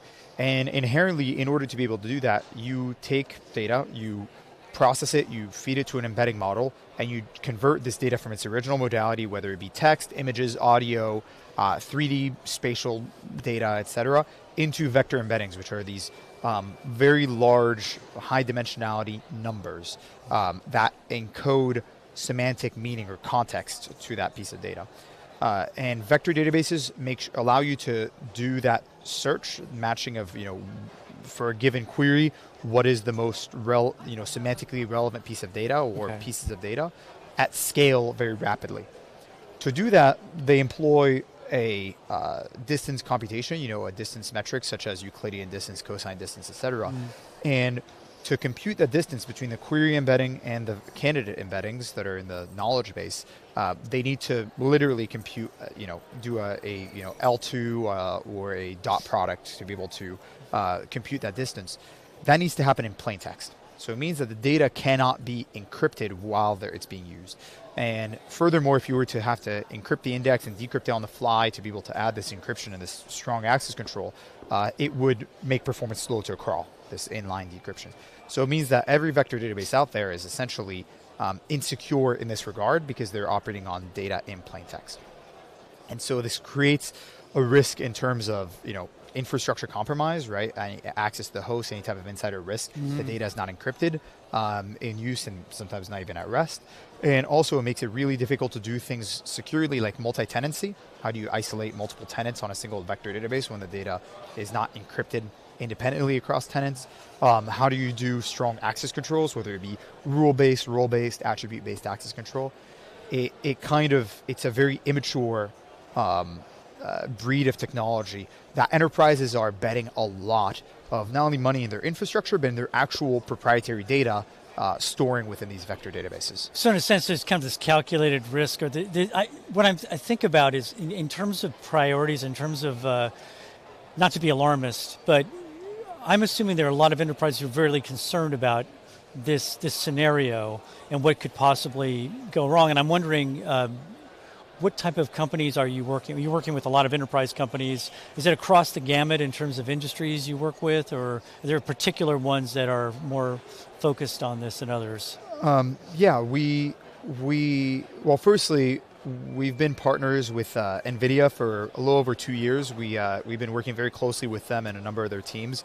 We published a blueprint called the Cyber Enterprise RAG Blueprint that is available on build.nvidia.com. Okay. We're one of 7 companies to do this with them. And it was kind of a reference architecture meant to show for enterprise use cases, how do you build secure AI infrastructure, specifically for RAG, which is the bread and butter of enterprise AI today. And we're doing some additional work now on agentic RAG with them. But this allowed us to get a lot of credibility and exposure in the enterprise because we also don't want to be alarmists, but we don't believe this is a calculated risk today. We're very much in a phase of the market that is market education, teaching that this is an inherent risk of vector databases, that vector embeddings, if leaked, are invertible, meaning you can convert them back to the original modality of data. So they need to be treated with the same level of sensitivity as source material. And so in that vein, we're working with a lot of companies that are traditionally very security minded. So the companies that we work with then in turn service regulated markets like financial services, insurance, healthcare, and public sector. And then there's also a lot of organizations that are starting to realize outside of these traditional sectors that actually my data should be secured even if compliance does not require it. Are you finding that, say, this year compared to last year or even 2 years ago, the level of scrutiny and awareness of what's going on in terms of security is much higher than it was? Because, to be honest, last year I thought was hailed as the year of, we'll talk about agentic AI later, but there was this rush. And I wonder in the haste to get to a certain point, maybe too fast, some folks push back and say, look, if you want to do this, we need to be a little bit more careful than we may have been thinking a year ago. I'm just wondering if their level of awareness and security is higher now than it was a year ago. Definitely. I'm really glad you brought that up. Firstly, I feel for CISOs today. It's they've got 1,000,001 risks emerging risks to have to parse through, and they're underwater. So I completely understand. And a year ago, we were kind of screaming into the void about this particular brand of risk of the centralization of data, vector databases not being secured, and but thankfully, a lot of organizations have come out with lists and with materials regarding this that have highlighted this risk. So OWASP came out last year with their top 10 LM and Gen AI risks list. Number 8 on there was vector and embedding weaknesses, which is exactly this. What were the top? Do you remember? I don't want to put you on the spot, but it was in the top. It was in the top 10. It was number 8 on there. I mean, obviously, context poisoning was up there. Model jailbreaking. There's. I couldn't tell you exactly what the list is. We're focused on our narrow slice of the problem space. But they came out with their top 10 agentic risks, which also had that. MITRE came out with their frameworks and called this out as a risk. Finos. So there's a lot of and this was based on. Was this based in part at all on high risk incidents, or was it just based on possible scenarios that they were thinking through? Possible scenarios, vulnerabilities that have come out, emerging vulnerabilities like Milvis, which is #1 most popular open source vector database, had one in November, 9.3 out of 10 criticality that let anybody with access to the same network as the vector database itself to bypass authentication and dump out all of the data from the knowledge base directly. And they were very responsible in patching it and disclosing it, but these security organizations are realizing the writing's on the wall. The risk is going to transform from a risk to an actual breach that will be traceable back to this problem. And so I would say the appetite to solve it is increasing, the awareness is increasing, and the tools with which to actually solve these emerging risks are also maturing quite a bit. So in that vein, in terms of solutions, tell me a little bit about Cyborg DB. What is that? How does that address this problem or try to tackle it? Well, we're laser focused on this problem, and we have been for a while. We've been working on the underlying technology for Cyborg DB for close to 6 years. And so Cyborg DB is essentially application layer security for AI knowledge and memory. So what that means is it's essentially a Docker container that sits within your AI infra in front of a backing store, whether that be object storage, whether that be Postgres, Redis, or your file system, distributed file system. And it replaces your vector database, and it does two things. It does what a vector database does, which is essentially approximate nearest neighbor search. But the second part, which is unique to Cyborg and subject to our family of 16 US patents, is cryptographic indexing. So we transform vector embeddings into cryptographic tokens that allow us to selectively regenerate those tokens at search time in order to do that coarse approximate nearest neighbor search on encrypted vectors without decrypting them. Then we only decrypt the final candidates that need to be re-ranked and fed to the LLM, or we even have modes that use partial homomorphic encryption for the last re-ranking step such that there's no decryption at all. And so it does a few things. That firstly now makes the vector database encrypted, even in use, significantly elevating the security posture of your entire pipeline by making this, your proprietary data secure. It allows you to do cryptographic multi-tenancy, cryptographic isolation for multi-tenancy, which is a really difficult thing to do today with vector databases.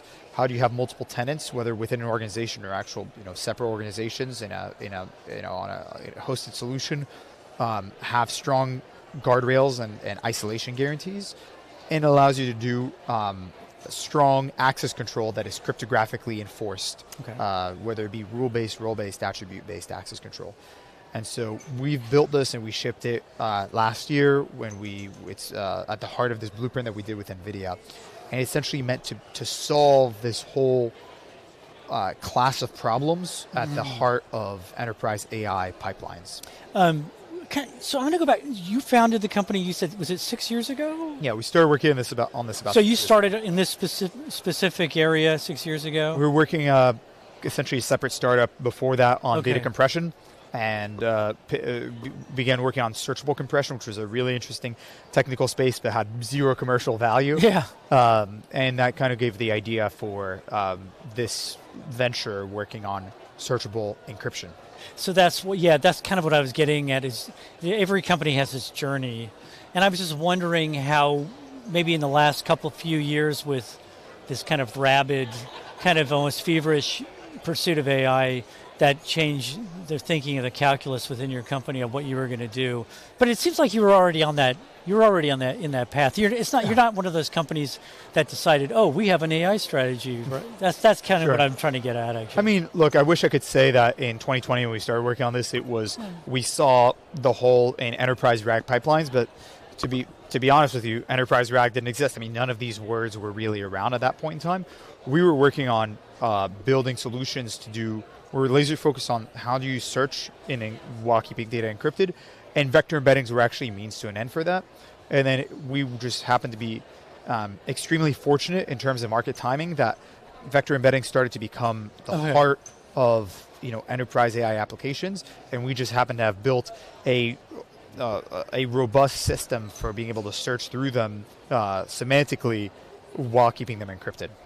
So I do not mean this as a loaded question, but how prepared are most companies addressing this kind of agentic AI or autonomous workforce mandate?